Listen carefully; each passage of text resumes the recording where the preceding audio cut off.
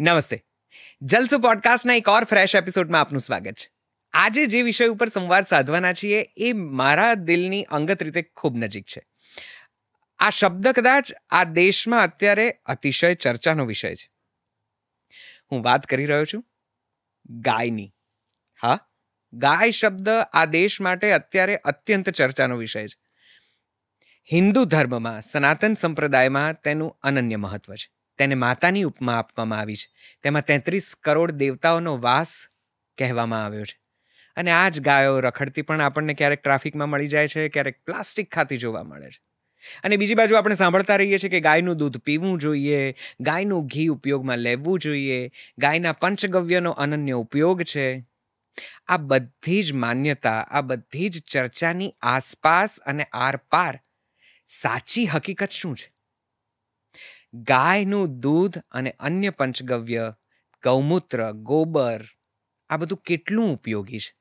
શું ગાય એ આખા દેશની અર્થવ્યવસ્થાને સમૃદ્ધ કરી શકે છે? આ બધાનો જવાબ આપવાના છીએ આજના સંવાદમાં. અને આ સાવ જુદા પ્રકારનો સંવાદ સાધવા માટે આપણી સાથે જોડાયા છે શ્રી ગોપાલ સુતરિયા. ગૌ પ્રેમી છે એ તેમની પહેલી ઓળખાણ.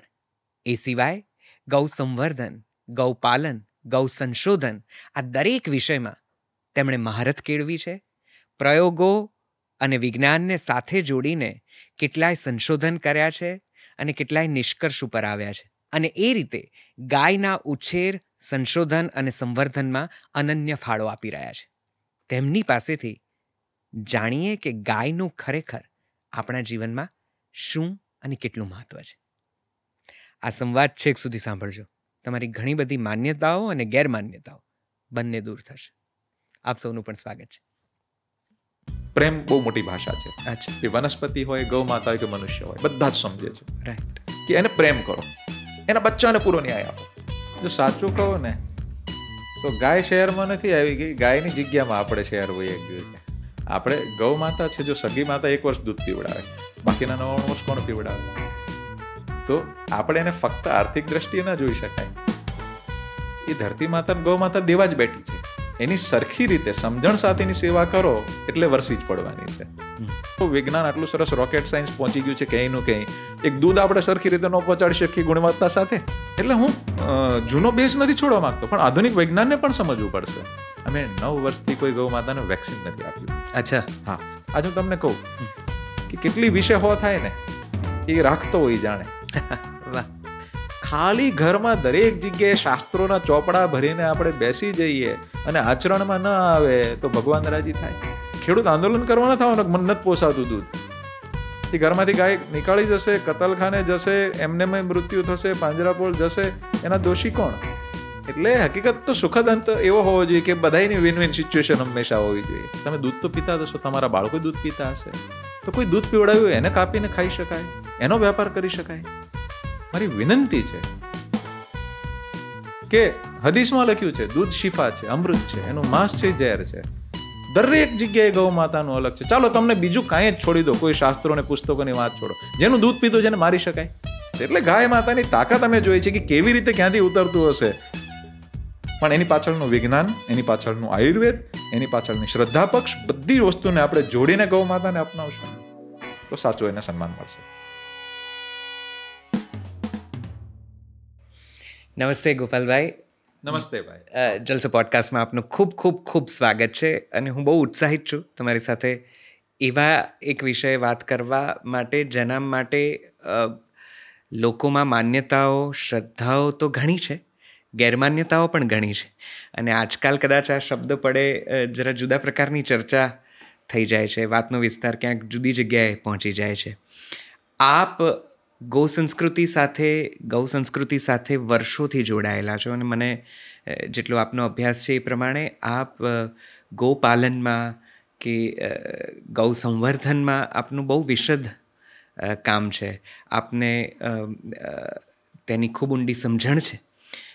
તો મારે કદાચ શરૂઆત અહીંથી કરવી છે કે ગાય એ હિન્દુ સંસ્કૃતિમાં, સનાતન ધર્મમાં માતાનું સ્થાન ધરાવે છે. લગભગ ભગવાનની જગ્યાએ તેને મૂકવામાં આવે છે. અને તેને ખૂબ પૂજનીય, આપણે વર્ષોથી આદિકાળથી તેને ગણતા આવ્યા છીએ. કદાચ શરૂઆત સંવાદની અહીંયાથી કરવા માગું છું કે ગોપાલન કેમ જરૂરી છે. આ પ્રશ્નથી આપણે જો આ વાતચીત શરૂ કરીએ તો હું જાણવા ઈચ્છીશ કે ગૌપાલન આજના સમયની તાતી જરૂરિયાત કેમ છે. આપ શું કહો છો? પહેલાં તો જલસો અને નૈષદભાઈ, આપનો ખૂબ ધન્યવાદ કે મને બધાની વચ્ચે ગૌ માતાનો વિષય મૂકવા માટે આપે આ મોકો આપ્યો. ખાસ તો જો ગૌ માતાનો વિષય આવે ને, મારા ગુરુદેવજી કહેતા કે ગૌ માતા અને ખેડૂત, ધરતી માતા દુઃખી હશે તો બીજું કંઈ પણ થશે, આધ્યાત્મિક હોય, ભૌતિક હોય, આર્થિક હોય, બધું ખોખલાપણું વાળું થશે. એટલે અમે પ્રયોગો શરૂ કર્યા. પણ અમે એ ચિંતન જોઈએ છે હંમેશા કે કોઈ પણ વસ્તુ હવામાં ચર્ચા નહીં કરવાની. એટલે કોઈ પણ વાત સમજીએ અથવા કોઈ પણ વિષય ઉપર અભ્યાસ થાય તો એનો વૈજ્ઞાનિક પક્ષ, આયુર્વેદિક પક્ષ, આધ્યાત્મિક પક્ષ, આર્થિક પક્ષ અને પ્રાકૃતિક પક્ષ, આ બધા મલ્ટિપલ એંગલે અભ્યાસ કરીએ પછી મોઢામાંથી કોઈ શબ્દ નીકળે. એટલે આપે જે કીધું એના આ જવાબ છે કે હકીકત આપણે જે હજારો વર્ષથી જે પરંપરા ચાલી આવતી હતી એના અમે આ બધા પક્ષે અભ્યાસ કર્યા. ઓકે. અને અમે બહુ અનુભૂતિ કરી કે હકીકત આપણા પૂર્વજોએ ગૌ માતાને જે સર્વશ્રેષ્ઠ સ્થાન આપ્યું છે, શાસ્ત્રોએ સર્વશ્રેષ્ઠ સ્થાન આપ્યું છે, એની પાછળના બધા જ પક્ષો જવાબદાર છે. આપણા 16 સંસ્કાર આવે સનાતન પરંપરામાં, તો 16 સંસ્કારમાં ગાયો લાગશે. આપણા જીવનમાં ગાય માતા ક્યાં નથી અડતી ને એ ગોતવું પડશે. બરાબર. આજે કૃષિ છે તો દુનિયાની શ્રેષ્ઠ કૃષિ ગૌ માતા આધારિત જ થાય છે. એનું દૂધને જ સંપૂર્ણ આહાર આયુર્વેદમાં કીધો છે, બીજું કોઈ છે જ નહીં. મેં એ અનુભવ કર્યા છે, કેટલાય લોકો 10 વર્ષથી 30 વર્ષથી દૂધ ઉપર છે ફક્ત. સ્વાસ્થ્યને સારું કરવા માટે અઘરામાં અઘરી જે સ્થિતિ આવી હોય ક્યારેક, તો પણ ગૌમૂત્ર દ્વારા ઝેર, આપ તો આયુર્વેદ આચાર્ય છો, ગમે એટલી ઝેરીલી ઔષધિ હોય એનું સિદ્ધ શોધન ને ગૌમૂત્ર દ્વારા થાય તો એ અમૃતમાં બદલાઈ જાય છે. તો આવી રીતે ક્યાં નથી અડતી ને ગોતવું પડે એમ છે. એટલે માનસિક, શારીરિક, બધી જ રીતે સાત્વિક વિકાસ કરવા માટેનું કોઈ સર્વશ્રેષ્ઠ સાધન હોય એ ગૌ માતા છે. તો આ ગૌપાલન જે પહેલાં થતું હતું કે ગૌ સંવર્ધન જેને આપ કહો છો, કે ગૌ સંરક્ષણ જેને આપ કહો છો, બંસીગીર ગૌશાળા આપનો આ જે ઉપક્રમ છે એ વિશ્વ સ્તરે પહોંચાયેલો એક ગૌપાલન ઉદ્યોગ તરીકે કે ઉપક્રમ તરીકે પહોંચાયેલો છે. અને ઘણી પ્રાકૃતિક રીતે આપ ગૌ સંવર્ધન કે ગૌ પાલન કરો છો.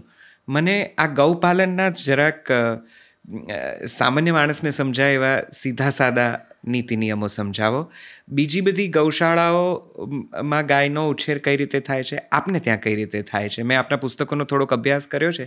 એ પ્રમાણે તો તમે ખૂબ ઊંડાણથી અને બહુ તળમાં જઈને આ બધા વિષયોને સમજો છો, એનું રિસર્ચ કરો છો અને પછીથી ગૌ માતાને ઉછેરો છો. અહીંયા ગાયોનું ઉછેર જરાક જુદી રીતે થાય છે. તો એ પણ જાણવું છે કે અહીંયા શું જુદી રીતે થાય છે, અને બીજું કે આ ગૌ ઉછેર કેમ જરૂરી છે. એક સમયે તમારે પુસ્તકમાં લખ્યું છે કે એક સમયે આપણે ત્યાં લગભગ બધાના ત્યાં ઘેર ઘેર ગાયો રહેતી હતી અને 40,000 ગાયો કે લાખ ગાયો એક સમયના રાજાઓ પોતાની દીકરીઓને વળાવે ત્યારે દાન આપતા હતા, કે એકબીજા રાજાને ભેટ આપવા માટે આ ગૌનું દાન થતું હતું, અને આપણી આખી અર્થવ્યવસ્થા ગાય આધારિત હતી. આજે એવું નથી. શું કહો છો આપ? જો મારું બહુ સ્પષ્ટ માનવું છે કે ભારતનો મતલબ થાય છે જ્ઞાનમાં રથ. એની સંધિ છૂટી પાડો તો ભારત હજારો વર્ષ દુનિયામાં શ્રેષ્ઠ રહ્યું આર્થિક અને બૌદ્ધિક રીતે. એ ફક્ત ને ફક્ત ગૌ આધારિત કેન્દ્રમાં રાખીને કર્યું કે દુનિયાનું શ્રેષ્ઠ એને પાકો કર્યા, એક્સપોર્ટ કર્યું, બુદ્ધિમત્તાથી, શાસ્ત્રાર્થ, નોલેજ, બધી જ બાબતમાં, જ્ઞાનની પરંપરામાં. તો બિલકુલ હું પણ એ ચિંતનમાં માનું છું કે સાત્વિક અને સાચી રીતનું જ્ઞાનનો એપ્લાઇડ, એટલે કે એને એમ કહી શકાય કે આચરણમાં હોવું જોઈએ. તો અમે ગૌશાળા શરૂ કરી તો પહેલી જ અમારી પ્રયત્ન હતો કે ગૌ માતા કે કોઈ પણ ભારતીય ચિંતન એ બાબતમાં હોવું જોઈએ કે કોઈને તકલીફ કર્યા વગર તમારો વિકાસ થવો જોઈએ. તો આપણી ભારતની શું પરંપરા હતી? તો ગૌશાળા શરૂ કરી કે ભાઈ હજારો વર્ષથી એવું હતું કે 2 આંચળ એના બચ્ચાના, 2 આંચળ આપણા, એટલે 50% દૂધ એનું હતું બચ્ચાનું. તો હવે તો અત્યારની સ્થિતિ અલગ થઈ ગઈ. પણ અમે ગૌશાળા શરૂ કરી તો પહેલું કામ કર્યું, કોઈ પણ ગૌ માતાને બાંધવી નહીં. તો અમે અહીંયા કોઈ ગૌ માતાને બાંધવામાં નથી આવતી, આપે જોયું બધે. પછી અડધું જ દૂધ લેવાનું, અડધું એના બચ્ચાને આપવાનું, એટલે એનું શોષણ નહીં થયું. એ બહુ જરૂરી છે. હા, જન્મે બચ્ચું પહેલા અડધો, ફિર પોણો, ફિર 1, સવા 25 દિવસનું થાય ત્યાં સુધીમાં 2 આંચળ પી શકે 50%. તો ત્યાં સુધીમાં પછી આખું જ વેતર એને પીવડાવીએ છીએ. એટલે એનું શોષણ નહીં કરવાનું, વ્યક્તિનું શોષણ નહીં કરવાનું, પ્રકૃતિનું શોષણ નહીં કરવાનું. એની પછી જે આવે એ પ્રસાદ બની જાય છે અને હકીકત એ આશીર્વાદરૂપ પરિણામ આપે છે. એટલે ગૌ માતાઓને રાખવાની એ પદ્ધતિ. સાથે એનું ભોજન, તો ભોજનમાં પણ બહુ ઇમ્પોર્ટન્ટ છે કે એને શું દેવું, શું ન દેવું. તેના 125 વધુ ઘાસોમાં અભ્યાસ કરીને એને સારું ભોજન દેવું, એને ઔષધિઓ દેવી, અલગ અલગ સ્ટેજે અલગ અલગ ઔષધિઓ દેવી પડે. જ્યારે કોઈ ગાય વિયાણ થાય, એને બચ્ચું જન્મે, ત્યારે એને સુવા, અસેળીઓ, હળદર, આપણે કેમ કોઈ બેન દીકરીઓ ડિલિવરી માટે આવ્યા હોય અને એમને સરસ રીતે કેમ કરીએ, તો એ રીતનું કરીએ તો એકદમ સરસ રીતે ગૌ માતાનું નરિશિંગ થતું હોય છે, એનું પોષણ પૂરું મળે અને પછી ગર્ભાશય બરોબર સાફ થઈને એને પોતાને પણ સંતુષ્ટિ થવી જોઈએ દરેક રીતની. તો એ રીતનો આખો એક પ્રયત્ન છે. તો દરેક સ્ટેજની ઔષધિઓ અલગ છે. વીઆઈ એના મહિના પહેલા મીઠું બંધ કરી દેવું પડે. તો એ બંધ કર્યું હોય તો અડીમાં ના આવે. તો વિયાજણ પહેલાની ઔષધિ અલગ, વિયાજણ પછીની અલગ, તાજા બચ્ચાની અલગ, ગર્ભ હોય ત્યારે અલગ. તો એ રીતનો સરસ રીતે આજુબાજુના શેઢાપાળાના અને રસોડાના સમાધાનો શું હોય, એના 18 વર્ષના અનુભવ પ્રમાણે આખી વસ્તુ અહીંયા પ્રક્રિયા ચાલે છે. અને એક તંદુરસ્ત જીવન ગૌ માતા કેમ જીવી શકે. અમે 9 વર્ષથી કોઈ ગૌ માતાને વેક્સિન નથી આપ્યું. અચ્છા. હા, એની પહેલાં તે કોકને જ આપતા ને કોઈને નહીં આપતા.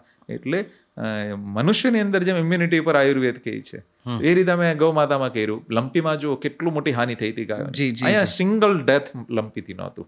અચ્છા. હા, તો આ બધા સરળ સમાધાનો, શેઢાપાળાના સમાધાનો કહી શકાય, એ ગોતીને આપણે આ ગૌ માતાને એવી રીતે રાખીએ છીએ. તો ગોપાલભાઈ, સામાન્ય રીતે જે ગોપાલક ગૌ ઉછેર કરતું હોય છે એમાં કઈ કઈ ભૂલો થતી હોય છે, શું ખોટું થતું હોય છે, જેના લીધે કદાચ ગૌ ઉછેર હવે એક પડોજણનો વિષય પણ બન્યો છે, આર્થિક રીતે ન પોષાય એવો પણ એક વિષય થયો છે, અને ઘણા બધા ગૌપાલકો પોતાની ગાયોને હવે નથી સાચવતા કારણ કે આ બધું કાં તો પોસાતું નથી, કાં તો યોગ્ય રીતે થતું નથી. ક્યાં ક્યાં એમની ભૂલો થાય છે? કઈ કઈ ભૂલો જનરલી લોકો જ્યારે ગાય પાળે કે ગાય ઉછેરે ત્યારે કરતા હોય છે? આપને હું એક મારા હૃદયની વાત કહું તો બહુ વિપરીત પરિસ્થિતિમાં જે લોકો રાખી રહ્યા છે બિચારા. ગૌ માતાને સંભાળવાવાળા લોકોની સ્થિતિ અલગ છે. કોઈ સક્ષમ છે, કોઈ નથી. તો અમારું કામ છે, અમને જે કંઈ માખણ મળ્યું છે એને લોકભોગ્ય ભાષામાં, સરળ ભાષામાં પીરસવું. અને જ્ઞાનની કમી થઈ ગઈ છે. દરેક કલાકે મોબાઈલમાં વિડીયો છૂટશે. કોઈ બોલે આ કરો, કોઈ બોલે આ કરો, કોઈ બોલે આ કરો. કોઈની દિશા નિર્દેશ આ બાજુ હશે, કોઈની આ બાજુ હશે. કરેક્ટ. એમાં ખેડૂત અને ગૌપાલક કન્ફ્યુઝ છે. એટલે અમે એને સરળ સમાધાનો, જો એમનાથી ઘણી ભૂલો થાય છે. જેમ કે સમજો કે એક માન્યતા છે કે ગાયને બચ્ચું જન્મ્યું એટલે એમને એમ કે ઝેર ન પડે ત્યાં સુધી બચ્ચુના દૂધ ન પીવડાવાય. અચ્છા. હા, તો ક્યારેક 6 કલાક ન પડે કે 12 કલાક ન પડે તો બચ્ચું ભૂખ્યું રહે. તો બચ્ચું જન્મે એટલે હું જૂનો બેઝ નથી છોડવા માંગતો, પણ આધુનિક વૈજ્ઞાનને પણ સમજવું પડશે કે એ બચ્ચું જન્મે એટલે 15 થી 30 મિનિટમાં એને દૂધ આપવું જ જોઈએ. ત્યારે દૂધમાં સૌથી પીક હોય છે ઇમ્યુનોગ્લોબ્યુલિન. એ જ્યારે પીવે છે ત્યારે અંદરથી એકદમ અવશોષિત થઈને બચ્ચાને પહેલું દૂધ કેટલું જલ્દી મળ્યું એની આખી જિંદગીની અસર એની પર રહેતી હોય છે. બરાબર. તો જેમ કે લીમડો દર શેઢે પાળે હોય છે. અમે એમ કે અઠવાડિયે એક વખત લીમડો ખવડાવો કડવો, તો ખવડાવવો નહીં પડશે. એ પ્રેમથી મીઠાઈની જેમ ખાશે. 5 કિલોથી 10 કિલો લીમડો ખાધો, પેટમાં કૃમિ ન થઈ. પછી કેટલા લોકો તો રોજ લીમડો ખવડાવવા માંડશે, તો એવું પણ નથી. રોજ જો કડવી વસ્તુ ખાય, આપ આયુર્વેદ ને જાણો છો, તો રોજ કડવી વસ્તુ ખાય તો ઇન્ફર્ટિલિટી થાય. ખાલી કડવી એક જ વસ્તુ છે કે જે ફર્ટિલિટી પણ વધારે અને આજીવન ખાઈ શકાય, ગિલોય. બરાબર છે. તો લીમડો અઠવાડિયામાં 1 થી 1 વખત ખાલી, તો એને કૃમિ નહીં થઈ. સાથે સાથે એ લીમડાની કડવાશ એના પસીના વાટે બહાર આવશે, એટલે માખી મચ્છરની કડવાશ ઓછી લાગશે. હવે કેટલું સરસ સમાધાન થઈ જાય એક લીમડાથી. લીમડાનો ધુમાડો કરીએ તો નેનો ફોર્મમાં દરેક જગ્યાએ વાતાવરણમાં થશે, તો માખી મચ્છર ઓછા કરશે. એના શ્વાસમાં જશે તો શ્વાસનું પણ કામ થશે. એટલે આ બધા સરળ સમાધાનો છે. પછી અજ્ઞાનતાનો એક પરાકાષ્ઠા ક્યારેક સ્થિતિ, અજાણતા થઈ જાય છે. જેમ કે મકર સંક્રાંતિ છે, તો એક જ દિવસમાં બધાને પુણ્ય કમાવાની ઈચ્છા હોય છે, હે ને? બધાને એક જ દિવસમાં લાડવા, લાપસી, ગોળ બધું જ ખવડાવવું હોય છે અને પાછું પોતાના હાથથી જ ખવડાવવું હોય છે. એટલે હું આપના માધ્યમથી બધાને એક વિનંતી કરીશ કે બિલકુલ મકર સંક્રાંતિમાં સરસ રીતે દાન થવું જોઈએ. પણ અજાણતા આપણે ગાયોને એક સાથે બધું ખવડાવી દઈએ છીએ. તો ગાયની પાચનની પ્રક્રિયા અલગ છે. એના રૂમેનની અંદર માઇક્રોફ્લોરા ખાવાનું પચાવે છે અને એની અંદર એની પાચનની પ્રક્રિયા એવી છે કે જ્યારે પણ નવો ખોરાક આપો તો એને 15 દિવસ લાગે એડોપ્ટ થતા. અચ્છા. હવે અચાનક કાર્બોહાઈડ્રેટ અચાનક ખૂબ પેટમાં જતું રહ્યું તો એના માઇક્રોબ્સ પચાવવા માટે તૈયાર નથી, તો એ ડિસ્ટર્બ થશે, એને આફરો આવશે અને કેટલી મોટી સંખ્યામાં મૃત્યુ પણ થતા હોય છે. એટલે અજાણતા પુણ્ય કરતા કરતા પાપ થઈ જાય. એટલે અમે મકર સંક્રાંતિ માટે વિશેષ આપના માધ્યમથી બધાને વિનંતી કરીએ છીએ કે ગૌશાળા જે પણ રાખે અને જે લોકોને દાન પુણ્ય કરવું હોય તો જ્ઞાનથી ઉપર આવજો. શું કરવાનું કે ભાઈ ત્યાં જઈને છે ને એમ કહેવાનું કે એક સાથે ગોળ નહીં ખવડાવી, આપણે મહિનાનો એક સાથે ગોળ આપી દઈએ, થોડો થોડો કરીને ખવડાવજો. એક સાથે ચારો નહીં, આપણે ચારો આપીએ, થોડો થોડો ખવડાવો. લાપસી એક સાથે નહીં, આવી રીતે કરો. પૈસાનું દાન પણ આપી શકો, પણ જો તમારા હાથથી જ ખવડાવવાની ઈચ્છા હોય ને તો 30 દિવસ જઈને રોજ રોજ ખવડાવજો. આપના માધ્યમથી એક બીજી વાત કહીશ બધા ગૌપાલકોને અને બધા શહેરવાસીઓને કે કોઈ પણ ચારો કે દાણ પણ ચેન્જ કરવું હોય ને તો પણ 15 દિવસ લાગે છે. આજે 5% બદલવાનું, પછી 5%, પછી 5%, 10 થી 15 દિવસમાં જે એડોપ્ટ થાય એ સારું પરિણામ હોય છે. ઘણી વખત શહેરોની ગાયો અચાનક બહાર કોઈ એક જગ્યાએ જાય ને એને મૃત્યુ થાય. શું કામ? કારણ કે એને એઠવાડ ખાધો છે. હવે એઠવાડ ખાધેલી ગાયને ગમે એવો સરસ મજાનો ઘાસચારો આપશે ને તો એ તે ગાયનું મૃત્યુ નિશ્ચિત ઓલમોસ્ટ હોય છે. કેમ કે એનું રૂમેન એઠવાડ માટે એ સેટલ થઈ ગયું હોય છે. તો એને ધીરે ધીરે પહેલા એઠવાડમાંથી પાકેલું ભોજન દેવું પડશે. જ્યારે એને શિફ્ટ કરીએ છીએ શહેરમાંથી બહાર, અચાનક પકડીને લઈ જઈએ છીએ બહાર, તો એની માટે એને પહેલા 5% ઘાસચારો આપો, પછી 10% આપો, 20% આપો. 25 દિવસની સાયકલ એને લઈ જશો તો મોર્ટેલિટી રેશિયો નહીં આવે. બરાબર છે. તો આ બધી જ્ઞાનથી ઉપર આવવાની વાત છે. એટલે મકર સંક્રાંતિમાં એક નહીં 10 વખત વધુ દાન કરજો, પણ સમજણ સાથે. વાહ. તો ગૌપાલનમાં બીજા પણ મને વિશ્વાસ છે કે ઘણી બધી ગેરમાન્યતાઓ હશે. એક તો સૌથી પહેલી, જ્યાં સુધી હું જેટલું સમજું છું, વાંચું છું કે મેં સાંભળ્યું છે એ પ્રમાણે લોકોને હવે આમ ગૌપાલન તરફ કે ગૌ ઉછેર તરફ કે ગાય તરફ વળ્યા છે ખરા, પણ એમને એમ છે કે હું થોડી ગાયો રાખું, થોડું ઘણું દૂધ સરસ આવશે, એ દૂધ વેચીશ અને જેટલો મારો ખર્ચો છે એ લગભગ 1-2 વર્ષમાં મને વળતર આપતો થઈ જશે અને હું ક્યાંક વ્યવસાયની દ્રષ્ટિએ કે આર્થિક દ્રષ્ટિએ ક્યાંક સાધન સંપન્ન થઈશ. આ વાત સાચી છે કે આમાં પણ ઘણી બધી ગેરમાન્યતાઓ છે? જી, લગભગ અહીંયા એવરેજ 40 થી 50 લોકો રોજ આવતા હોય છે અને મારો વધુ સમય આમાં જ જતો હોય છે કે કોઈ પ્રભાવમાં કે કોઈ સામાન્ય કોઈ જનરલ વિડીયો જોઈને અચાનક બધાને મન થાય ગાય રાખવાનું, તો મારે ક્યારેક એમને સંભાળીને ચાલવાનું કહેવું પડતું હોય છે કે જે આર્થિક દ્રષ્ટિ ખાલી જોવામાં આવશે અથવા તો ઇનમેચ્યોરિટી સ્થિતિમાં આપણે અચાનક જ કંઈ નિર્ણય લેશું તો ગાય અને પોતાના માટે અહિતકારી થશે. સમજણ સાથે નાની શરૂઆત થવી જોઈએ અને ગાય માતા સાથે પ્રેમનો સંબંધ હોવો જોઈએ. જો ગૌ માતા અને ખેતી છે ને એકબીજાના પૂરક છે. અચ્છા. ખાલી દૂધ ઉપર જવા જશે ને તો અત્યારે ઇકોનોમી કરવી ખૂબ અઘરી થઈ જશે. અચ્છા. જ્યારે અમે ગૌશાળા શરૂ કરી ત્યારે 3 રૂપિયા કિલો દાણ હતું, અત્યારે 30 રૂપિયા છે. 8 રૂપિયા દેશી કપાસિયો મળતો હતો, અત્યારે 50 રૂપિયા છે.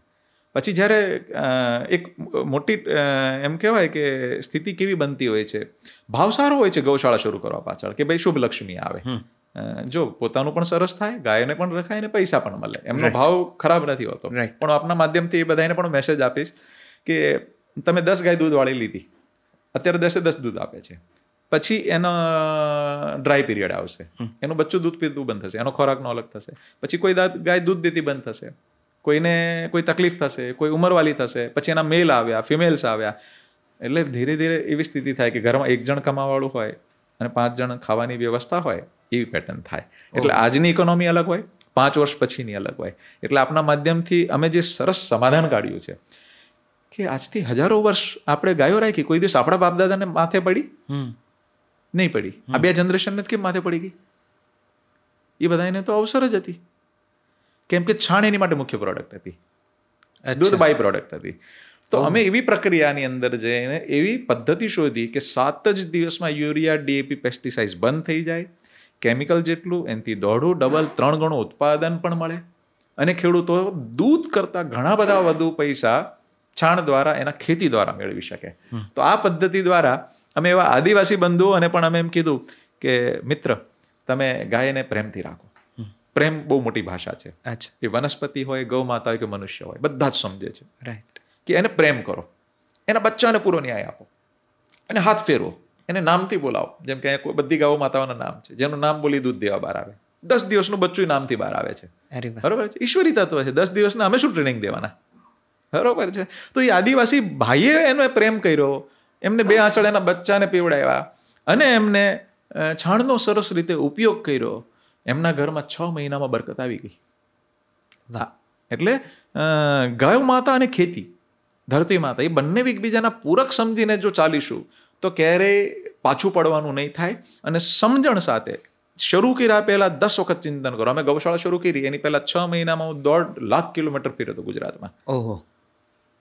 એટલે બધી જ પ્રકારના મલ્ટિપલ એંગલના એનાલિસિસ, અભ્યાસ, ચિંતન. એટલે પછી ઘરે આવ્યા પછી ગાય અને પોતે દુઃખી ન થવા જોઈએ.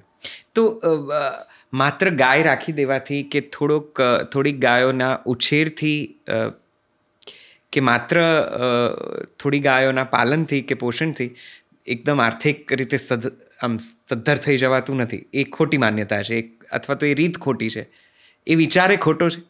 બિલકુલ. આપણે ગૌ માતા છે, જો સગી માતા 1 વર્ષ દૂધ પીવડાવે, બાકીના 99 વર્ષ કોણ પીવડાવે? તો આપણે એને ફક્ત આર્થિક દ્રષ્ટિએ ન જોઈ શકાય. એ ધરતી માતા ગૌ માતા દેવા જ બેઠી છે. એની સરખી રીતે સમજણ સાથેની સેવા કરો એટલે વરસી જ પડવાની છે. એને અજાણતા આપણે વિદેશી પેરામીટરથી માપવા માંડીએ કે મને આટલું જ દૂધ મળી જશે, આટલું આમ થઈ જશે, પછી એના બચ્ચા સાથે અન્યાય કરીએ, કોઈ બીજી સ્થિતિ આખી ગંભીર થઈ જાય તો એ દંભ થશે. આપણા શાસ્ત્રોમાં જ્યારે સર્વોપરી ગૌ માતાને સ્થાન આપવામાં આવ્યું છે અને પછી આપણે એની સાથે કંઈક ગેરવર્તન ખૂબ સમાજમાં જાણતા અજાણતા થઈ રહ્યું છે. આ જો જે લોકો શહેરમાં પણ આવી ગયા છે, પણ પોતાના વતન તરફ જે ગાય રાખતા હોય એની સાથે દત્તક યોજના બનાવો, એને જઈને પાલન કરવામાં મદદ કરો, સમન્વય કરો. પોતે જ કરવું એવું જરૂર નથી, પોતે કરે તો સમજણ સાથે. બસ ગોપાલભાઈ, એક બીજી પ્રથા આજકાલ ચાલુ થઈ છે કે ગાય જેટલું વધારે દૂધ આપે એને ફેટથી માપવાની હવે તો આપણે ત્યાં વૈજ્ઞાનિક ધારાધોરણ એ છે કે કેટલું ફેટ આપે છે એની ઉપર ગાયના દૂધની અને એ રીતે ગાયની કિંમત અંકાય છે. અને એક આખી અર્થવ્યવસ્થા ફેટ મશીન ઉપર ચાલે છે, ખાસ કરીને દૂધ ના વ્યવસાયની. અને એનાથી જ કદાચ મોટાભાગના ખેડૂતો ગાય સારા ઉછેરની કે સારા ગોત્રની ગાય રાખવા માટે પ્રેરાય છે. તો શું ગાયની મુખ્ય પ્રોડક્ટ જ દૂધ છે અને દૂધ માટે જ ગાય રાખવી જોઈએ? મોટે ભાગે ગાયના દૂધ વિશે પણ ઘણી બધી માન્યતાઓ અને ગેરમાન્યતાઓ છે. અને આમ જોવા જઈએ તો છેલ્લા કેટલાય વર્ષોથી આપણે ભેંસનું દૂધ પીવા ટેવાયેલા છીએ. ગાયના દૂધનો હવે પાછો એક નવો વિચાર આવ્યો છે છેલ્લા 5-7 વર્ષોમાં. પણ અમારી પેઢીએ તો કદાચ ભેંસનું દૂધ પીને જ આખું અત્યાર સુધીનો ઉછેર થયો હશે. તો મને ગાયના દૂધ વિશે થોડી વાત કરો અને ગાય પાસેથી દૂધ લેવાની જે પદ્ધતિ છે એના વિશે પણ થોડી વાત કરો. મારા મતે ગૌ માતાનું દૂધ એ સંપૂર્ણ આહાર, મેં જેમ કીધું એવી રીતે છે. અને આયુર્વેદ પણ એમ કહે છે. અને ગૌ માતાના દૂધની ભેંસના દૂધ, બકરી કે બધાના દૂધ સાથે ક્યારેય તુલના થઈ જ ન શકે.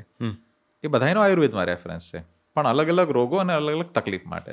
આયુર્વેદમાં સ્પષ્ટ કીધું છે કે જે રોજ 6 થી 7 કલાક જીમ કરી શકે, મહેનત કરી શકે, કસરત કરી શકે કન્ટિન્યુઅસ, એ ભેંસનું દૂધ પચાવી શકે. રાઈટ. તો દેશી ગાયનું દૂધ છે, એના મલ્ટિપલ એંગલના એનાલિસિસ થઈને એના પ્રમાણે ભાવ નક્કી થવા જોઈતા હતા. ફેટ એ આધાર નથી. ફેટ ભેંસના દૂધનો વધુ આવશે તો ગુણવત્તાવાળું દૂધ ગાયનું છે. અને ભેંસને વધુ પ્રાઇઝ આપીને આપણે ગાય માતાને કેટલો મોટો અન્યાય કર્યો અને આપણી પ્રજાને કેટલો અન્યાય કર્યો. એટલે નવા પેરામીટર્સથી ઘણા લોકો ઇનિશિયેટિવ અમુક ડેરીઓએ લેવાના શરૂ કર્યા છે. અને શહેરોમાં પણ જાગૃતિ આવી છે કે ગુણ આધારિત ભાવો નક્કી થવા જોઈએ, અને એ જાગૃતિ આવશે. પણ હું જ્યારે દૂધની વાત કરું ને તો બિલકુલ એના પંચગવ્ય, ગોબર, ગૌમૂત્ર, દૂધ, દહીં, ઘી દેશી ગાયના, કારણ કે વિદેશી ગાયના અલગ છે. તો મારો પોતાનો અનુભવ કહું તો હું દર મહિને લગભગ 2 કિલો ઘી ખાઉં છું, દરરોજ મીઠાઈ ખાઉં છું, દરરોજ લગભગ 1 લીટર દૂધ પીવું છું, દરરોજ 1.5 લીટર છાશ પીવું છું. જો આ બહારનું ખાઈ ઉપર જતા રહીએ કે નહીં? બરાબર છે. તો દૂધ પીવાની, ઘી ખાવાની સાચી રીત, બનાવવાની સાચી રીત. જેમ કે અમે ગામડાના લોકોને કહેતા હોય છે ડાયટિશિયન્સ તમારો આ આખું ઇન્ટેક સાંભળશે તે લોકો તો તૂટી પડશે કે આટલું બધું ખવાય જ નહીં ને. એક પ્રચલિત અત્યારની જે માન્યતાઓ છે ડાયટના જે જેને કહેવાય કે જે પેલા સૂચનો આવે છે એમાં તો આ બધું લોકો સાંભળીને જ આઘાત લાગી જશે એમને. બિલકુલ. અને હું એમને આમંત્રણ આપું છું કે આવીને સમજો, અનુભવ કરો, અને તમારી સામે હું ખાઈશ અને તમે પણ ખાઈને જુઓ. બરાબર છે. હંમેશા જરૂર છે પાચ્ય સ્વરૂપમાં થવું. અને બીજું કઈ રીતે બનેલું છે. આજે દેશી ગાયનું દૂધ છે, અમે ગામડાના ખેડૂત મિત્રોને ખાસ કહેતા હોઈએ છીએ કે તંદુરસ્ત ગાયનું કાચું દૂધ પીવું. નિશ્ચિતભાઈ કાચું દૂધ છે ને, જેવું ગરમ કે પાસ્ચ્યુરાઇઝ કરો ને 99% એના મોલેક્યુલ્સ પ્રોટીનના બદલાઈ જાય છે. અચ્છા. લભ્ય સ્વરૂપમાં નથી રહેતા. બરાબર. એના પ્રોટીન, કેલ્શિયમ, લેક્ટોફેરિન નામનું કમ્પાઉન્ડ વેરી ઇમ્પોર્ટન્ટ છે, જે મોટી મોટી કંપનીઓને આઇસોલેટ કરીને મોંઘી કિંમતમાં વેચે છે. એ સરળ સ્વરૂપમાં રો મિલ્કમાં છે. એ ગરમ કરતાં તરત જ કેટલું જતું રહે છે. એવી જ રીતે કેટલાય એન્ઝાઇમ્સ બોડી માટે ઇમ્પોર્ટન્ટ છે. એ છે, વિટામિન B12 છે, લેક્ટોના કેટલાય અલગ અલગ બેસિલસિસની રેન્જ છે, જે આપણા શરીર માટે ખૂબ મદદ કરતા છે. એ બધું જ જતું રહે છે. હવે ગામડાના લોકોને ગરમ કરવાની ક્યાં જરૂર હતી? હવે જે એનો સરસ મજાનો સોર્સ હતો વિટામિન B12 થી લઈને આટલા બધા સારા કમ્પાઉન્ડ્સનો, એ પ્રોટીન ને બધી જ વસ્તુ, અત્યારે 80 કરોડ લોકો વિટામિન B12 ની ડેફિશિયન્સી ને કેટલાય બધા તત્વોથી ઉણપ રહી છે. એનું કારણ આ છે કે પહેલા કેવું હતું, શેર કાઢું દૂધ પીવાની આદત હતી. અમને ત્યાં અમારે ગામડે ઘરે જતા તો ધારોસણ નીકળ્યું તરત ફીણવાળું દૂધ પીવાનું, બાળકોને બેસાડી દેતા હતા. બરોબર છે. એની જેવું કોઈ દુનિયામાં હતું જ નહીં.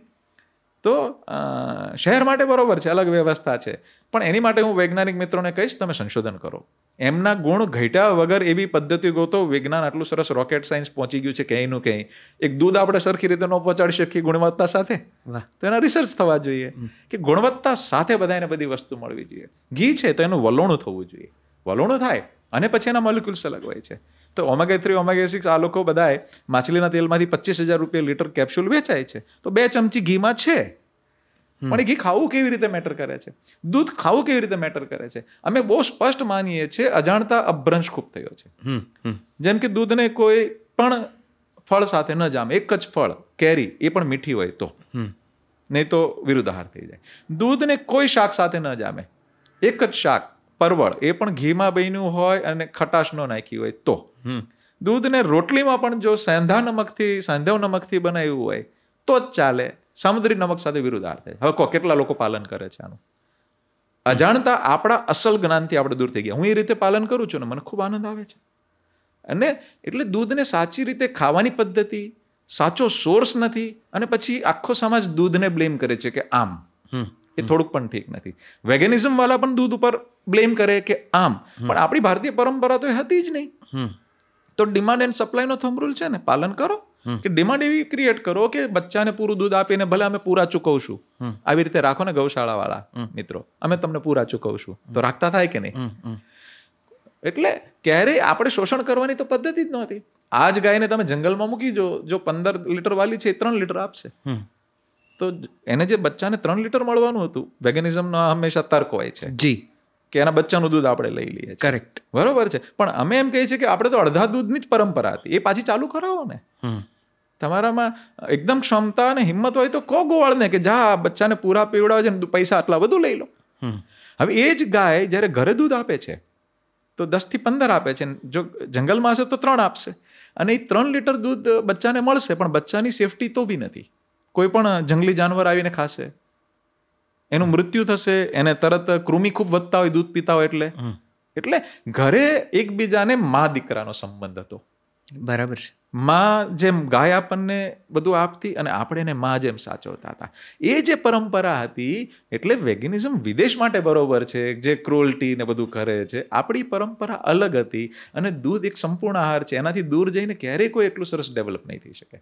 આજે અમુક આદિવાસી વિસ્તાર છે આપણા ગુજરાત, મધ્યપ્રદેશ, મહારાષ્ટ્રના બેલ્ટના. હવે એ લોકો છે ને, જો મિલેટ્સ ખાય છે, રાગી ખાય છે, શુદ્ધ પાણી છે, હવા શુદ્ધ છે, તો એ સૌથી વધુ સિકલ સેલનો ઇસ્યુ ક્યાં છે? ત્યાં. સૌથી વધુ ઓછી લાઈફ સાયકલ ક્યાં છે? તો કે ત્યાં. સૌથી ઓછા રોગમાં જલ્દી મૃત્યુ ક્યાં આવે છે? તો કે ત્યાં. કેમ કે દૂધ નથી ખાતા. દૂધને એક જીવનનો આહાર, જે પ્રજાએ દૂધ ખાધું છે વધુમાં વધુ દૂધ, ઘી, માખણ. આજે પંજાબ, હરિયાણા, કોઈ પણ તમે લઈ લો, રાજસ્થાનના ગોવાળો, અમે અહીંના ગોવાળોનો અભ્યાસ કરીએ છીએ આપણે ગુજરાતના. તમે એના લગ્નમાં જાઓ, 90% છોકરાઓ 6 ફૂટ ઊંચા છે. હાઇટથી નથી મપાતું, પણ ક્ષમતા 100 વર્ષે ભાભા 5 ગાયો દોતા હોય ઘણા. હવે એને ડ્રાય ફ્રૂટ્સ નથી ખાધું. આપે મને કીધું ને કે ન્યુટ્રિશન વાળા અને બધા તમારી ઉપર તૂટી પડશે. આજે સમજો કે હું બધાને એક વિનંતી કરું છું, એ લોકો એ ક્યારેય ડ્રાયફ્રૂટ સ્વપ્નમાં આવે ગોવાળોને? એમને ફ્રૂટ્સ મળે છે, એમને શાકભાજી મળે છે, કશું જ નહીં. એને 2 જ વસ્તુ જિંદગીભર ખાધી છે, કાચું દૂધ અને રોટલો. આખી દુનિયાના ન્યુટ્રિશનિસ્ટને એ લોકોએ ફેલ કરી દીધા. એ 100 વર્ષ કેવી રીતે તંદુરસ્ત જિંદગી જીવે છે ભાઈ? તો એને આયુર્વેદ પ્રમાણે કાચું દૂધ અને રોટલો 2 વસ્તુ અજાણતા પાલન થઈ ગયું.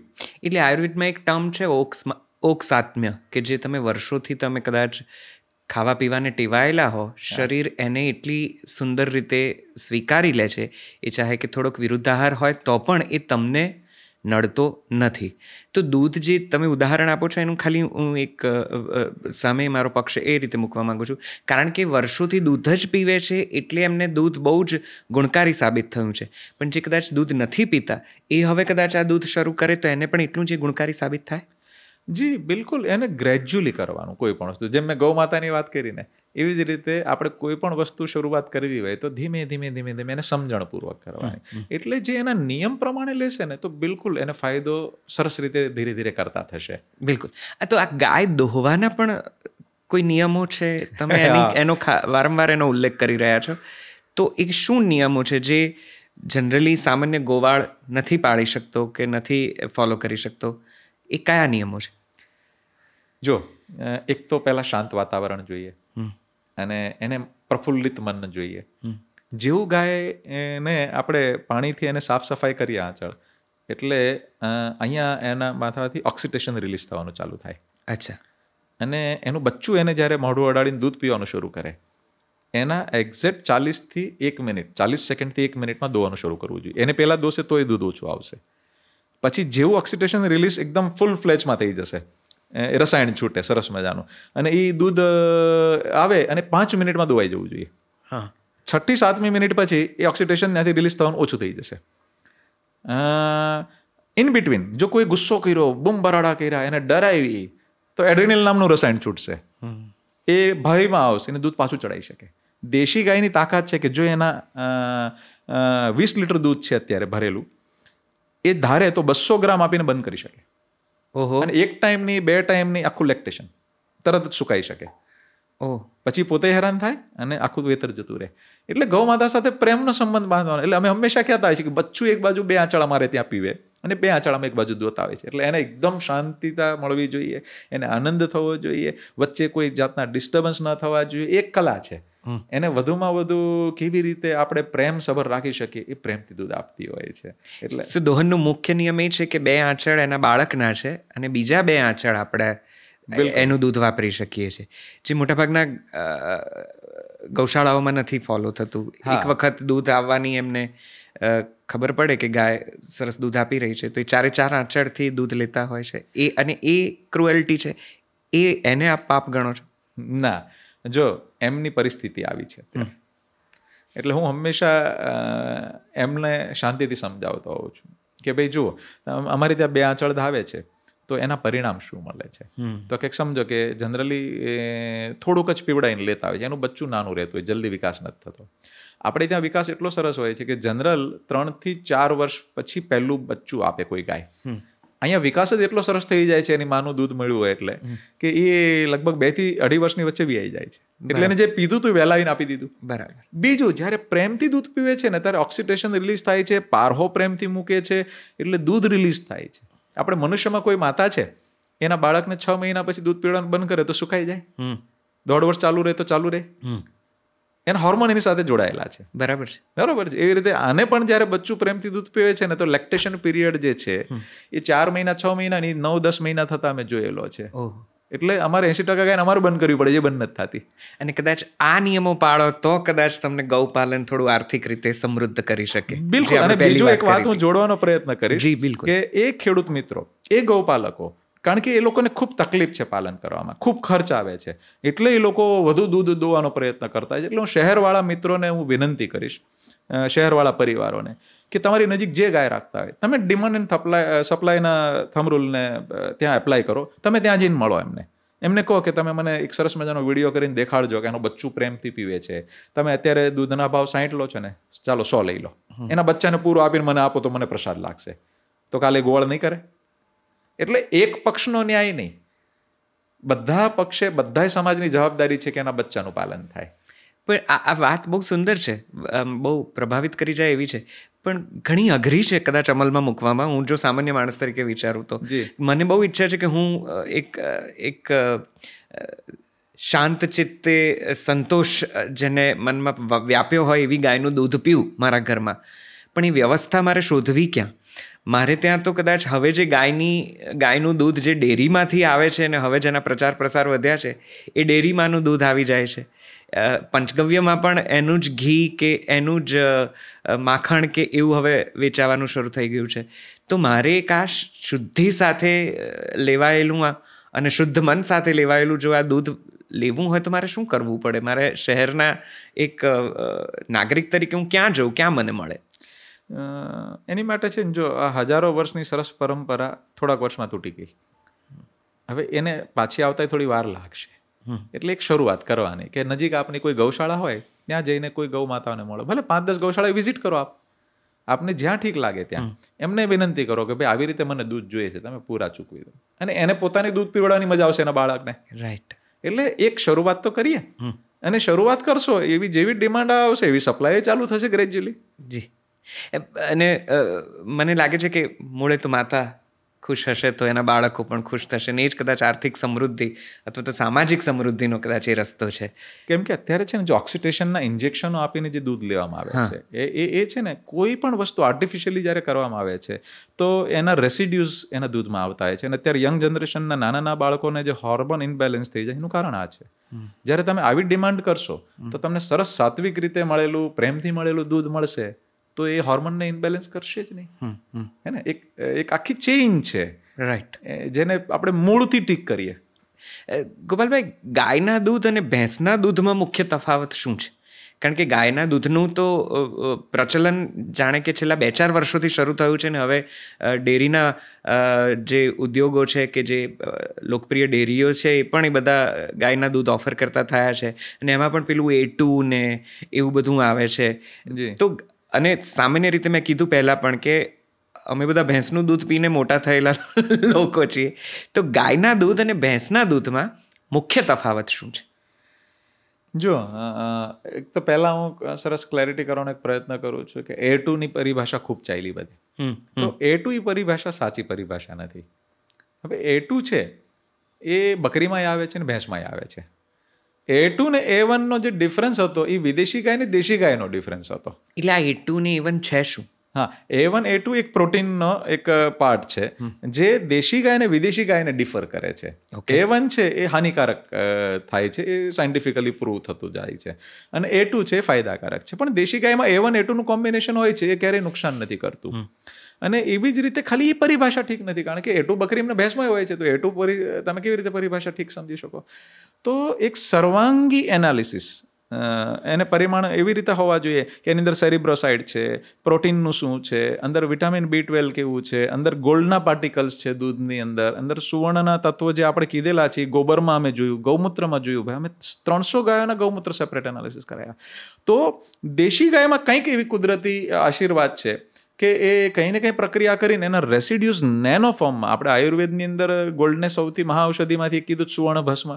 હવે એ સામાન્ય જેનું પાચન ઠીક નથી તો પાચી જ નથી શકવાના, એ રીતે કેટલા પ્રોટોકોલથી બનાવવાળા લોકો છે, તો બહુ ઓછા લોકો છે. જ્યારે દૂધ અને ગૌમૂત્રમાં એ જે રેસિડ્યુ આવે છે એકદમ નેનો ફોર્મમાં અને પાચ્ય સ્વરૂપમાં આવે છે. બરાબર. એટલે આ બધી વસ્તુ ભેંસમાં નથી ભાઈ, બકરીમાં નથી, ઊંટમાં નથી, ફક્ત ને ફક્ત દેશી ગાયમાં છે. બરાબર. તો આ બધા જ વસ્તુના અમે એનાલિસિસ કર્યા, અને કોઈના એટલો બધા ડિફરન્સ. ગૌમૂત્રનો અભ્યાસ કર્યો ને તો સિલ્વર કન્ટેન્ટ રીતે આપણે રજત ભસ્મનું ખૂબ મોટું મહત્વ છે. તો કોઈ ગાયના ગૌમૂત્રમાં જે પર્સન્ટેજ હોય એનાથી 10,000% ફરક અમે જોયેલા છે. અને આ બધું વૈજ્ઞાનિક રીતે રિસર્ચ લેબ થયેલું છે, રિપોર્ટ્સમાં અમે કર્યું છે. અમે 300 ગાયોના સેપરેટ અભ્યાસ કર્યા છે. અરે વાહ. એટલે આ બધી જ વસ્તુના ચિંતન અભ્યાસ કરીને, મેં કીધું ને વૈજ્ઞાનિક પક્ષ, આયુર્વેદિક, આ બધો જ અભ્યાસ કરીને પછી મોઢામાંથી શબ્દ નીકાળવો, જેથી કરીને કોઈને આપણા વાણીથી હાનિ ન થવી જોઈએ. બિલકુલ. તો એક તો આ સુવર્ણ અને રજતના અંશો છે, એ સિવાય શું ફેર ગાયના અને જેમ કે સેરિબ્રોસાઇડ છે. સેરિબ્રોસાઇડ છે એ બ્રેઇનની એક્ટિવિટી માટે ખૂબ ઇમ્પોર્ટન્ટ છે. લેક્ટોફેરિન સૌથી ઇમ્પોર્ટન્ટ કમ્પાઉન્ડમાંથી એક છે. તો લેક્ટોફેરિન છે એ આપણા બધી જ રાતના વિકાસ માટે ખૂબ ઇમ્પોર્ટન્ટ છે. તો એ પણ ગાયના દૂધમાં ખૂબ અલગ લેવલનું હોય છે. પછી લેક્ટોબેસિલિસિસની પૂરી રેન્જ હોય છે. એનું પ્રોટીન પાચ્ય સ્વરૂપમાં હોય છે જ્યારે કાચું હોય છે ત્યારે. એવી જ રીતે કેટલાય બધા છે. હું આપને એક લિસ્ટ મોકલીશ, જો શક્ય હોય તો આપણે કરીશું. કારણ કે એમાં વિટામિન B12 આપણા વેજીટેરિયન લોકોને, બધા લોકોને જે શાકાહારી છે એમને સૌથી મોટી જરૂરિયાત હોય છે એ આપણે દૂધ અને દહીંમાંથી મળે છે. પણ એ પાચ્ય સ્વરૂપમાં હોવું જોઈએ. આજે ભેંસનું દૂધ છે એની સાથે કમ્પેરિઝન કરવા જઈએ તો ભેંસનું દૂધ પાચ્ય નથી. આજે જે ઓવરવેટના જે બધી જ જગ્યાએ પ્રશ્ન આવી રહ્યા છે શહેરોમાં કે બધી જ જગ્યાએ, એના કારણ આ છે. કારણ કે એનું ઘી દૂધ છે એ ફેટમાં કન્વર્ટ થશે, ડિપોઝિટ થશે બોડીમાં ગ્રેજ્યુઅલી. એટલે હૃદયને લગતા પ્રશ્નો, ચરબીને લગતા પ્રશ્નો, મોટાપાના પ્રશ્નો, આ બધું એના જ પરિણામો છે. એટલે દેશી ગાયનું દૂધ, એને ભોજન જો સારું આપવામાં આવે, ભોજન બહુ ઇમ્પોર્ટન્ટ છે, તો એના ગુણો એના દૂધમાં આવીને પછી છેલ્લે મળે. એટલે મૂળમાં જવાનું છે કે ગાય રાખવી છે, ચાલો ગાય જે રાખે છે એ કયું ભોજન આપે છે, એના બચ્ચાને કેમ રાખ્યું છે. જ્યારે એ ચિંતનમાં દેશ જશે ત્યારે ગૌ માતાને સાચો ન્યાય થશે. વાહ. આના પરથી મારે ગૌમૂત્ર અને ગોબર ઉપર પણ આવવું છે, કારણ કે એ પણ બહુ મોટી ચર્ચાનો વિષય છે આજકાલ ખાસ. પણ એ પહેલાં તમે ગાયને ખવડાવવાની વાત કરી. એક બહુ મોટો પ્રશ્ન અત્યારે આપણી પાસે જે છે, બહુ જ મોટો મુદ્દો છે, કદાચ એ આપણે અત્યારના સમાજના વિકાસ તરીકે આપણે ક્યાંક ભૂલી ગયા છે, ક્યાં ડાબે હાથે મુકાઈ ગયો છે, ક્યાં સંપૂર્ણ રીતે આપણે એને અવગણ્યો છે, અને એ છે ગોચર. એક સમયે શહેરોમાં તો વાત જુદી છે, ગામડાઓમાં પણ મોટા મોટા ગોચર રહેતા. રાજા રજવાડાઓને અને સલ્તનતોમાં પણ એ વ્યવસ્થા રહેતી કે ગાયના ગોચર રહે. હવે ગોચરો નથી. તો ગાયને સારું ફૂડ, એનું પોતાનું જે એની પ્રકૃતિ પ્રમાણે, એના શરીર રચના પ્રમાણે જે ફૂડ જોઈએ છે એ ક્યાંથી મેળવવું? એક પ્રશ્ન ઘાસચારાનો પણ છે, અને એમાં પણ ઘણા બધા જુદા જુદા ઘાસ છે, અને એને ગાય પોતે ખાય છે અને જુદી રીતે એને દૂધમાં કન્વર્ટ કરે છે. તો આ પ્રશ્ન ગૌપાલનમાં કેટલો મહત્વનો છે અને એનો શું ઉપાય છે? પહેલો પ્રશ્ન હું ગૌચરનો જવાબ આપી દઉં. જી, આપની વાત બિલકુલ સાચી હતી. કોઈ રાજા રજવાડે ગૌચર ક્યારેય ઉપર હાથ નથી નાખ્યો. એની પછીની કોઈ સલ્તનત હોય, એની પછીનું હોય. અત્યારે ગૌચર જ્યાં છે ત્યાં પણ પ્રશ્ન છે. હું એક તમને દાખલો આપું કે કોઈ પણ વિદેશી આંધળા અનુકરણની કેટલી હાલત ખરાબ થાય. એક સમયે કોઈ સરકારે ગાંડા બાવળ નખાવ્યા, નહોતા પહોંચતા તો એ લોકો હેલિકોપ્ટરથી બીજ નખાવ્યા. રાઈટ. એ ગાંડા બાવળ જ્યાં ઉગે એના પત્તા એસિડિક છે. એ જ્યાં પડે ત્યાં બધું ઘાસ બાળી દે છે. ત્યાંનું ન્યુટ્રિશન બધું પોતે ખેંચી લે છે અને ત્યાંનું ઘાસ બાળી દે છે. હવે એ ગાંડો બાવળ ખાવાની ગૌ માતા. એટલે અત્યારે જ્યાં ગૌચર છે એને 99% જગ્યાએ બધે ગાંડા બાવળ છે. એટલે આ હ્યુમન એરર્સ છે, માનવ ભૂલ છે. આપણા દેશનો સૌથી મોટી ભૂલ છે. જે પ્રક્રિયા હતી હજારો વર્ષની કે હરરોજ બધાના ગામડામાં, બધાના ઘરેથી ગાય જતી હતી ગૌચરમાં ચરવા માટે. ત્યાં રોજ સરસ મજાનું ઘાસચારો ચરીને આવતી હતી. સાંજે થોડુંક આપીને આપણે નિભાવતા હતા. એટલે ખર્ચ નહોતો, 90% ખર્ચ ઓછો હતો ભાઈ. એનું ફક્ત ને ફક્ત કારણ ગૌચર આશીર્વાદ રૂપ બની જતું. અને એ જ ગૌચરને ગાંડા બાવળમાં ફેરવી નાખ્યું. આ કેટલી મોટી ભૂલ. કોઈએ ઠીક ન કર્યું. મારા દાદા કહેતા હતા કે અમારા ગામનું ગૌચર એવું હતું કે 3 ગામની ગાયો આવે ને તોય ખાધે ખૂટતું નહોતું. અંદર ઘઉલા નામના એટલા સરસ મજાના ઘઉલું, ઝીંજવો, શણિયારથી લઈને એટલી વેરાયટી થતી હતી. અલગ અલગ અણચું, મણચું, બધી જ વેરાયટીઓ, કેટલી વેરાયટી થતી હતી. ગાયો અલગ અલગ વેરાયટી ખાતી હતી, એની તબિયત સારી રહેતી હતી. ઘઉલાની અંદર બીજ આવી જતા હતા એટલે દાણ ઓછું જોઈતું હતું. એટલા સરસ ન્યુટ્રિશનવાળા ઘાસો બધા હતા. એ બધા ખતમ આપણે આપણી ભૂલથી કરેલા છે. એને સુધારવા માટે અમે ઘણા સરસ અહીંયા નાનો ડેમોય બનાવેલો છે. એટલે જે કોઈ મિત્રોને ગૌચર પાછું ડેવલપ કરવું છે પોતાના ગામમાં છે, તો મારી વિનંતી છે કે ગાંડો બાવળ કાઢીને આ પ્રેક્ટિસ તમે ચાલુ કરો. પાછું ગૌ માતાને સરસ કામ થશે. એ ભૂલ આપણે સુધારવી રહી. અને કેટલાય રાજ્યો એવા છે તો ત્યાં તમને ગૌચર જોવા જ નહીં મળશે. તો પાછી એ પરંપરાઓ થવી જોઈએ. આપણે ગૌ માતા સાથે આવું વર્તન ન કરી શકવા જોઈએ. અને એક સરસ મજાનો નિર્ણય અહીંયા થયેલો છે કે જેમ કે હવે પછી ગૌચર કોઈ ન લે, એની માટે જે ગામડાના ગૌચર હોય ત્યાં ક્યારેક કોઈક વિકાસ આવે, રોડ આવે, તો હું એક વખત એક કમિટીમાં હતો ત્યારે આપણે રજૂઆત કરી હતી. તો એ ગૌચર જ્યારે લેવું હોય ને ત્યારે ત્યાં જ પાછી બીજી જમીન ખરીદે, કોઈ કંપનીને વિકાસ કરવો હોય, ક્યારેક રોડ ગયા હોય તો એ ખરીદીને પાછું એને ગૌચરમાં તબદીલ કરવું પડે અને પછી એના વિકાસ માટેનો ફંડ મૂકવું પડે અને પછી એ જમીન ક્યારેક ન છૂટકે ક્યારેક જરૂર હોય તો લેવાય. તો આવી એક પરંપરાઓ હતી. આવી પરંપરાઓ પાછી બધી જ જગ્યાએ શરૂ થઈ જવી જોઈએ અને છે અત્યારે ઘણા વખત મારા ખ્યાલથી કરવું જોઈએ અને સ્ટ્રિક્ટલી કરવું જોઈએ. હવે વાત આવશે ચારાની, કે શું ખવડાવવું જોઈએ. અત્યારે આપાતકાલીન રસ્તો શું, કે ચાલો ગૌચર તો નથી અથવા છે પણ તોય તે આપણે હવે શ્રેષ્ઠ રીતે કેમ રાખી શકીએ. તો મેં તમને જેમ ખેતરમાં અમારી એક ઘાસની એક એક્ઝામ્પલ બતાવું છું, ઉદાહરણ, કે આપણે 6 લાઈનો એક લાઈનમાં છે, તમે સ્ક્રીન ઉપર મૂકી શકો, એક જ સરખું દેખાય છે, નેપિયરની વેરાયટી. તો એ બધી દેખાય છે એક સરખી, પણ કોઈ વેરાયટી એવી છે કે ગાયને ખવડાવવાથી 2 વર્ષ પછી ખબર પડે કે કેલ્શિયમ અને મિનરલ એનું ડ્રેઇન થઈ ગયું, ઓક્ઝિલેટ વધુ છે, એટલે ફાયદાની જગ્યાએ નુકસાન થશે. કોઈ વેરાયટી એવી છે કે જે ફાયદો કરશે. તો એ થઈ ગયો કે અમે અત્યાર સુધી 100થી વધુ ઘાસોમાં અભ્યાસ કર્યા અલગ અલગ વેરાયટીમાં. તો અમે શું કર્યું કે એનો વૈજ્ઞાનિક પક્ષ, કે ઘાસની ન્યુટ્રિશન વેલ્યુ શું છે. ઓક્ઝિલેટ તો વધુ નથી ને, જેમ કે ડાંગરના પૂળા ખવડાવે છે લોકો, તો એ ડાંગરના પૂળામાં ઓક્ઝિલેટ વધુ છે એટલે ગાયોને હાનિ થાય છે, ગાયો એમાં સર્વાઈવ નથી થઈ શકતી સારી રીતે. તો એને તમે ખવડાવવા જ પડે તો પાણીમાં પલાળો 3-4 કલાક, પાણી લાલ થઈ જશે, પાણી કાઢીને પછી ખવડાવવા પડે ક્યારેક આપાતકાલીનમાં. તો આ વસ્તુ સમજણ સાથે સ્વીકારવી પડશે. આ થઈ ગયો વૈજ્ઞાનિક પક્ષ. હવે એની અંદર પ્રોટીન શું છે, અંદર ન્યુટ્રિશન કેવા છે, બધો એંગલ અમે એનાલિસિસ કરીએ છીએ વૈજ્ઞાનિક લેબોમાં સારી. બીજો પક્ષ થયો આયુર્વેદિક પક્ષ, કે ભાઈ ન્યુટ્રિશન તો બહુ સરસ દેખાડે છે, પાચ્ય છે ગાયને, તો ગાયનો પોદળો જોઈને ખબર પડી જવી જોઈએ કે આજે એનું પાચન કેવું છે.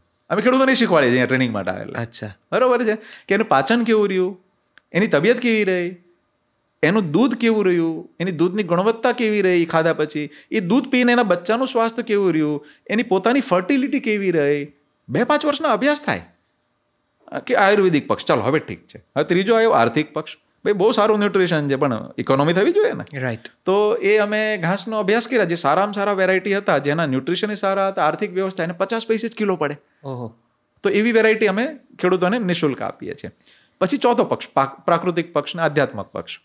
તો જેમ કે ગાંડો બાવળ છે, ઇન્ટ્રોડ્યુસ કરવાથી કેટલી હાનિ થઈ ગઈ. તો આપણી એવી તો કોઈ ભૂલ નથી થઈ જતી ને, પ્રકૃતિ ડિસ્ટર્બ થઈ જાય, તો એ પણ ચિંતન કરીએ અને બધો જ અભ્યાસ કરીને ઠીક લાગે પછી આપણે એનો પ્રચાર કરીએ છીએ. અત્યારે અમારી પાસે એવી 5-6 વેરાયટી છે કે જ્યાં પાણી ભરાઈ રહેતું ત્યાં નેપિયર, જુવાર, બીજું કશું ન થાય, તો પાણી ભરાઈ રહેતું ને એની વેરાયટી અમે અલગ ડેવલપ કરી. 3 ફૂટ પાણી ભરાય એની ઉપર 3 ફીટ જતી રહે અને 100 વર્ષે ન જાય, કાપે જ લેવાનું ખાલી. તો એવી વેરાયટી પાણીવાળા માટે અલગ, ઝીંઝવાની જાત છે, પછી એવી રીતે નેપિયરની જાતો છે. એટલે સારી જાતો જે અમને ખૂબ સંતોષમાં આવી હોય, એ અહીંયા કોઈ પણ ખેડૂત આવે અને થોડીક ગાંઠો અમે નિઃશુલ્ક ભેટમાં આપતા હોઈએ છીએ અને એ લોકો એને ત્યાં મલ્ટિપલ કરીને અમે એમ કે તમારે બીજાને આપવું, એટલે સરસ મજાની એક ચેઇન થતી હોય. તો આપણે ત્યાં જેમ ગાયો હતી એ રીતે ગૌચર હતું અને ગૌચરમાં આપણે ત્યાં જ ઘાસ અવેલેબલ હતું જે આપણી ગાયોને માફક આવતું હતું. એ પછીથી આપણે કદાચ વિદેશી ઘાસ ને વિદેશી ચારો કે એ રીતે જે ઇન્ટ્રોડ્યુસ કર્યું, એની ગાયો પર અને એમની પ્રોડક્ટિવિટી પર અસર થઈ. બિલકુલ. આજે છે ને જે પણ કંઈ આપણે કરવું પડે છે એ આપાતકાલીન ધર્મ છે. અમારે કંઈ પણ રિસર્ચ કરવા પડે છે ઘાસની વેરાયટીઓ ઉપર ને ઘરે ઉગાડવા જ પડે ખેડૂતોને બાઉન્ડ્રી ઉપર ને, એની પાછળના કારણો આ છે. પણ આપના માધ્યમથી એક વાત બહુ સારું સમાધાન મળ્યું છે, હું કહી દઈશ કે ખેડૂત મિત્રો જે કોઈ સમજતા હોય, મને સાંભળતા હોય, તો શેઢે પાળે સરગવા જરૂર નાખવા. શેઢાપાળાના અમે ઘાસોના અભ્યાસ કર્યા છે, અગત્યા જરૂર નાખવા. એને 1 ઇંચ જાડી ડાળ સાથે પત્તા સાથે ગાય માતાને ખવડાવીએ તો સરસ મજાનું ન્યુટ્રિશન મળી રહે. એ પોતે એની ચટણી ખાશે તો પોતાને તે મનુષ્યને ઘણો સારા ફાયદા થશે. પણ યુગાનુકૂળ રસ્તા કાઢવા પડે છે. આજે ગૌચર નથી તો શું કરવાનું ભાઈ? તો સરગવાના પત્તા ખવડાવીએ તો દાળનો ખર્ચો અડધો સુધી રિડ્યુસ થઈ જાય જો તમે રોજ 8-10 કિલો ખવડાવ્યા તો ડાળીઓ. તો એવી રીતે અગત્યો છે, અગત્યાનું તો ખૂબ મહત્વ છે, અગસ્ત્યનું પેલું છે, તો એના પત્તાઓ ડાળીઓ સરસ ગાયો ખાશે. એટલે શેઢાપાળામાં ખેતીની ખેતી થઈ ગઈ, શેઢાપાળામાં સરસ આવા વૃક્ષો વાવીને ગાયોને નિભાવી, કેટલું સરસ કામ થઈ જાય. ઓછા ખર્ચમાં ગાય નિભાઈ શકાય ને. તો આવી રીતે આપણે રસ્તાઓ કાઢવા પડશે. એક ગૌપાલનના ખર્ચમાં એક બીજો ઉમેરો થાય છે, જગ્યા. યસ. અને એને જે રીતે ગાયોને રાખવી જોઈએ, એના વાડા કે એના પાળા કે એમને નિરણ માટેની જગ્યા કે એમની પાણીની વ્યવસ્થા, શું આદર્શ એનું બાંધકામ હોઈ શકે, કેવી રીતે રાખી શકાય? જેમ કે જો સ્ક્રીન ઉપર મૂકી શકાય તો અમારી ગૌશાળાની દિશા આપ બતાવજો. અમારી ગૌશાળા છે ને, જો દક્ષિણ બાજુ અમે કોઈ બાંધકામ નથી કર્યું. દક્ષિણથી ઉત્તરની હવા 8 મહિના આવતી હોય, જે ઉનાળાની અને ચોમાસાની છે, જે કામની હવા છે. ઉત્તરથી દક્ષિણ 4 મહિના ચાલે, જે ઠંડીની હવા છે. ડાયરેક્ટ ઠંડી એને ન લાગવી જોઈએ. તો અમે ગોડાઉનને આપણે બેઠા છીએ, ઓફિસ ઉત્તરમાં છે, તો આવી રીતે ડાયરેક્ટ ઠંડી નહીં લાગી તો સહન કરશે. પછી સૂર્યોદય ત્યાંથી થશે તો ગૌશાળામાં અંદર સુધી કિરણો લાગી જશે. જો અત્યારે સૂર્યાસ્ત આ બાજુ થાય છે તો આ બાજુ કિરણો લાગી જશે, એટલે એન્ટીબેક્ટેરિયલ કુદરતી થઈ ગયું, સૂકી થઈ ગઈ, એટલે રોગો ઓછા લાગશે. જો આ જ ગૌશાળાનું એંગલ આમ હોત તો હ્યુમિડિટી રહેત, અંદર ભેજ રહેત, જીવાણુ વધેત, રોગ વધેત. તો વાસ્તુશાસ્ત્ર પ્રમાણે દક્ષિણમાં ગોડાઉન હોવું જોઈએ, ઉત્તરમાં ન હોવું જોઈએ. તો હું ત્યાં દક્ષિણમાં ગોડાઉન રાખી દે તો તકલીફ થઈ જાત ગાયોને. સારી હવા ન મળે, અંદર હવા પાણી ન આવે, એટલે સરસ મજાનું જે કાર્ય થવું જોઈએ એવું ન થાય અને બધું ભેજવાળું રહે. એટલે હું આપના માધ્યમથી બધાને એ પણ કહીશ કે ગૌ માતા જ્યાં ઊભી રહી જાય ત્યાં કેટલું પણ બગડેલું વાસ્તુ એ ઓટોમેટિક થઈ જાય. એટલે આમાં વાસ્તુ ન જોવું. વાહ, બરોબર છે. બીજું, કોઈ ગમે એમ કહે તો ઘરના બધા તોડી ફોડીને છે ને શંકા કુશંકાઓ ન કરવી. સીતા અશોક લગાડો એટલે બેલેન્સ થઈ જશે. એટલે વાસ્તુશાસ્ત્ર એની પોતાનું વિજ્ઞાન હશે, પણ સાથે સાથે કેટલાય બધા સમાધાનો આપ્યા છે ગૌ માતાઓ દ્વારા અને એવા વૃક્ષો દ્વારા. જે બની ગયું છે તો એને કોઈ હાનિ ન કરાવરાવે, એટલે મેં આ શબ્દ વાપર્યો. નવું બનાવો તો ચોક્કસ તમે વાસ્તુશાસ્ત્રનું ધ્યાન રાખો. બની ગયેલું હોય, કોઈને હેરાનગતિ હોય, બિચારા નાના ઘરમાં આર્થિક રીતે વ્યવસ્થામાં ડિસ્ટર્બ હોય, તો વાત હતી ગૌશાળા બાંધકામની. તો અમે ક્યારેય નથી કહેતા આવું છાપરું બનાવો, ભલે તમે બાંબુનું બનાવો, પણ તમે હવા પાણી આવવી જોઈએ. આ રીતે તમે દિશા રાખશો તો અમારી માટે, અમારી પાસેથી લગભગ 200થી વધુ ગૌશાળા લોકોએ ડિઝાઇન લીધી છે. તો જે કોઈને આપના માધ્યમથી હું કહીશ કે નાનો ખેડૂત હોય, 10 ગાયો રાખવી હોય કે 50 ગાયો રાખવી, મોટી ગૌશાળા કરવી, આવજો. અમારી માટે 10 મિનિટનું કામ છે, બહુ સરળતાથી કામ થઈ જાય છે. અને ગૌ માતાને ક્યારેય બાંધવી નહીં. જો બાંધશો ને તો તમે પોતાને 10 દિવસ બાંધી જુઓ, પાચન કેવું થઈ જશે, હે ને? તો ભલે તમે 20x20નો 10x10 ફૂટનો વાડો બનાવ્યો કે 15x15નો વાડો બનાવો, પણ ખુલ્લી રાખો. અને બાંબુનો બનાવો તો એ ખુલ્લી રાખશો ને તો આટલા વિસ્તારમાં 1 કિલોમીટર ચાલી લેશે રોજ. એના પગમાં પેલું ઘડિયાળ વાળું આવે છે ને અત્યારે, એ બાંધી દેવાનું. વોચ કેટલી ચાલી જુઓ તો જરા, 1 કિલોમીટર ચાલી લેશે. તો એને પાણીનો અવાડો એની અંદર ખુલ્લો રાખો. એની ઈચ્છા પાણી પીવાની અલગ સિઝનમાં અલગ સમયે થશે. એક ગાયને રોજ લગભગ, તંદુરસ્ત ગાયને 50 લીટરથી 150 લીટર પાણી પીવા જોઈએ. અચ્છા, બરોબર છે, અગર હેલ્ધી જીવન, સરસ તંદુરસ્ત જીવન જીવવું હોય તો. તો અમે એમ કહીએ છીએ ચૂનાનું પોતું મારવાનું અવાડો બનાવીને નાનો, હર અલ્ટરનેટિવ ડેઝ, એક નહીં એક દિવસે. તો ચૂનો છે એન્ટીબેક્ટેરિયલ છે, એન્ટીફંગલ છે, કુદરતી એને સરસ મજાના મિનરલ્સ ને કેલ્શિયમ ને એવું પણ મળશે. સાથે ગરમીમાં પાણીને ઠંડક રાખશે અને ઠંડીમાં ગરમ રાખશે. એટલે સરસ મજાનું બેલેન્સ ટેમ્પરેચર થોડું ઘણું કરવાનો ચૂનો પ્રયત્ન કરે છે. અને 5 રૂપિયા કિલો આવે છે. બરોબર છે. હવે આ કેટલું સરસ સમાધાન છે. અમે કરીએ છીએ દર એક દિવસે. અમે જે લોકોને શીખવાડીએ એ લોકો કરે છે, અને ઘણો ફરક પડે છે. એટલે સરસ મજાનું સ્વાસ્થ્યવર્ધક પાણી મળવું જરૂરી છે. અને ક્યારેક પાણીના બહુ TDS ને બધું ડિસ્ટર્બન્સ થાય હોય તો થોડીક ગોબરની ભસ્મ અંદર નાખી દેવી, તો ઓટોમેટિક પાણી અલ્કલાઇન રહેશે અને બીજા બધા અલગ અલગ પ્રકારના સરસ ગુણો એમાં મળતા હોય. ગોપાલભાઈ, આપણે અહીંયા બેઠા છીએ અને તમે સૂર્યાસ્ત અને સૂર્યોદયની વાત કરી, અને અહીંયાથી એટલી બધી સુંદર રીતે ગાયોનું વિચરણ ને દેખાઈ રહ્યું છે. આમ બહુ પ્રફુલ્લિત થઈ જવાય એવું આ દ્રશ્ય છે. ગાયો તમે કહો છો એ રીતે મુક્ત મને ફરી રહી છે, એમને મન પડે ત્યાં બેસી રહી છે. તમે સુંદર વ્યવસ્થા ઊભી કરી છે ને બહુ આનંદદાયક આ અત્યારનું દ્રશ્ય છે. અને તમે એક વાત કરી કે ગાયોને બાંધવી ન જોઈએ. હવે એક બીજો પ્રશ્ન આ તમે કહો છો ત્યારે મારા મનમાં જે સૂજે છે એ ખાસ તો શહેરી વ્યવસ્થાને આધીન રખડતી ગાયો, કે જે મોટે ભાગે ક્યાંક ને ક્યાંક રસ્તા ઉપર ડિવાઈડર ક્રોસ કરતી કે બમ્પ્સ તરીકે જાણે કે આવી જતી સામે, કે એ ગાયો કે જે સોસાયટીમાં આટા મારે છે ને એમને થોડીક એકાદ રોટલી પેલી આપણી પરંપરા પ્રમાણે આપવાનો જે રિવાજ છે, કે એંઠવાડ ખાય છે, અને પછી એમનું શું રામ જાણે શું થાય છે, એ કયા ગોપાલકની છે એ પણ નથી ખબર હોતી.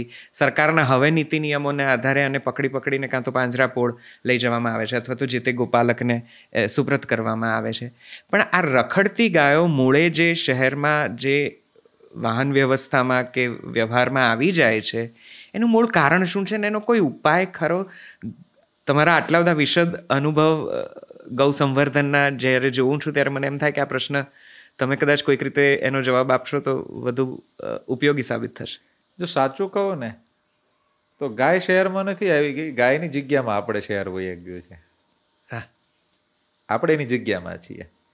એટલે આપણે એનો સુખદ રસ્તો કાઢવો રહ્યો, જે ઓલરેડી મારા મનમાં એક આદર્શ સ્થિતિ શું હોઈ શકે એ આપના માધ્યમથી બધે મૂકું. કદાચ ભારતના બધા શહેરોના મેનેજમેન્ટમાં અને ગાયોના સુખદ આવડા સમાધાન સાથે કામ થઈ શકે. મેં એક ચિંતન કર્યું છે, જેટલી પણ શહેરની ગાયો હોય એમના ગોવાળો હોય, એમને શહેરથી નજીક 25-50 કિલોમીટર દૂર કોઈ એક જગ્યાએ ખરાબામાં કે સરસ મજાની કોઈ એક જગ્યાએ એલોટ થાય. ત્યાં એમની માટે સરસ એક સહિયારી ગૌશાળા બને મોટી. પોતપોતાની ગાય માટે ચારો ઉગાડવાનું, ત્યાં ગૌચર હોય ત્યાં બધા ભેગા મળીને ચારો ઉગાડી દે. એટલે કોર્પોરેશન જ એક ગૌશાળા બનાવે. કોર્પોરેશન અધરવાઇઝ તો એ ગોવાળોને જ ત્યાં શિફ્ટ કરવાના. હું તો એનથી પણ એક સ્ટેપ ઉપર કહું છું કે એ ગોવાળોને ત્યાં એક સાથે કોલોની બનાવી દો, જેમની ગાયો છે શહેરમાં. જ્યાં ઓલરેડી શહેર વધી રહ્યું છે ત્યાંના સમાધાન શું કરવા? ત્યાં તો ઓલરેડી ગાયો હતી જ, તો એ ગાયો માટે ત્યાં અલગ સ્થાન બને, ત્યાં એક સાથે ગોવાળોને રહેવાની વ્યવસ્થા બને, એના બાળકો માટે ભણવા માટે એક શાળા બને, ત્યાં એક નાની ડેરી બને કે એનું દૂધ જે થયું એ ત્યાં સરસ મજાનું થાય, ત્યાં ગૌચર હોય ત્યાં સરસ મજાનો ચારો ઉગાડવાની એક વ્યવસ્થા થાય, આદર્શ ગૌચર બને, ત્યાં જઈને ગાયો ચરાઈને લોકો આવી જાય, ત્યાં એક બસની વ્યવસ્થા જાય કે જે ઘરના લોકો જે શહેરમાં નોકરી કરતા હોય તો સવારમાં જોબમાં સવારે બસ આવીને સાંજે ત્યાં મૂકવાની વ્યવસ્થા થાય. બોલો કોણ ન ફરે? થઈ જાય ને. આ એક જ મહિનાનું કામ છે જો ધારીએ તો. એટલે એમાં કોઈ શહેરવાળાને કોઈ ગાય ન નડી, ગાય માતાને એકદમ સરસ મુક્ત મને વિહરવાની એક સરસ મજાની વ્યવસ્થા બની. અને જે પણ અહીંયા શહેરની અંદર કોઈ પણ ગૌચરોની જગ્યા આવતી હોય, નવા ગામો ભળતા હોય, એના પૈસા તો મળતા જ હોય છે ને જમીનના, એ પૈસામાંથી કોઈ સારી વ્યવસ્થા થાય ને. રાઈટ. એટલે હકીકત તો સુખદ અંત એવો હોવો જોઈએ કે બધાની વિન વિન સિચ્યુએશન હંમેશા હોવી જોઈએ. રાઈટ. આ જે સોસાયટીમાં જે ગાયો ફરે છે કે જે દરરોજ 12 વાગે તમારા ઝાંપે આવીને કદાચ ઊભી રહે ને એને 1-2 રોટલી ખવડાવો કે કંઈક જમવાનું આપો, એ ખાય ને જતી રહે ને પછી ભગવાન જાણે એનું શું થાય છે, આપણે તો જોતા નથી. પણ હા, એક સ્વભાવગત આપણે એની 12 વાગે રાહ ચોક્કસથી જોઈએ છીએ. આ પ્રકારની ગાયોને એક સામાન્ય માણસ એને શું સહાય કરી શકે, શું એમના માટે કંઈક સારું કરી શકે? જેમ કે એ ગોવાળ જે ગામના હોય મૂળ વતનના, એમને કહી શકાય કે તમારે ત્યાં જઈને રહેવું હોય તો એ ગાયને હું દત્તક લઈ લઉં. આજે એક રોટલી ખવડાવીને આપણે જે સંતોષ માની લઈએ છીએ, એક તો પહેલાં રોટલી એનો ખોરાક નથી. એક રોટલી આપીએ દિવસની એ બરોબર છે, પણ એ દરેક ઝાંપે જઈને રોજ રોટલી ને શાક ખાય, એના રૂમિનની શું સ્થિતિ થાય? એટલે અજાણતા ભાવમાં આપણે એનો ખોરાકની બદલે બીજું કંઈક આપતા હોઈએ છીએ અને એનું પાચન ડિસ્ટર્બ થતું હોય છે.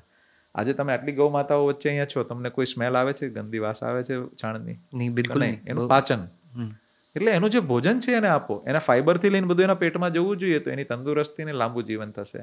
એટલે શહેરવાળા જે પણ બંધુ મિત્રો ભાઈઓ બહેનો મને સાંભળતા હોય, શહેરની નજીક કોઈનું જે પણ વ્યવસ્થા હોય ગોવાળને, ત્યાં એમને સ્પોન્સરશિપ આપી દો ને. સોસાયટી વાળા ભેગા મળીને આપી દે. એક જણ ન પહોંચતા 5 જણ ભેગા મળીને એક ગાય દત્તક લે. પણ શહેરવાળા પણ પોતાનો ગૌ માતા પ્રત્યે ધર્મ નિભાવે અને સાચા રસ્તાઓ સાથે, કે જે ખેડૂત ગાય રાખે છે એને જ આપણે સ્પોન્સરશિપ આપી દીધી. આપણે ઘરે નથી રાખી શકતા, ચાલો ફ્લેટની અંદર, તો આપણે એવા રસ્તા પણ કાઢી શકીએ ને. એટલે જે રાખે છે એને સન્માનપૂર્વક કેમ એ રાખી શકે? આજે હું તમને કહું કે કેટલી વિષય હો થાય ને, એ રાખતો હોય જાણે. વાહ, બરોબર છે.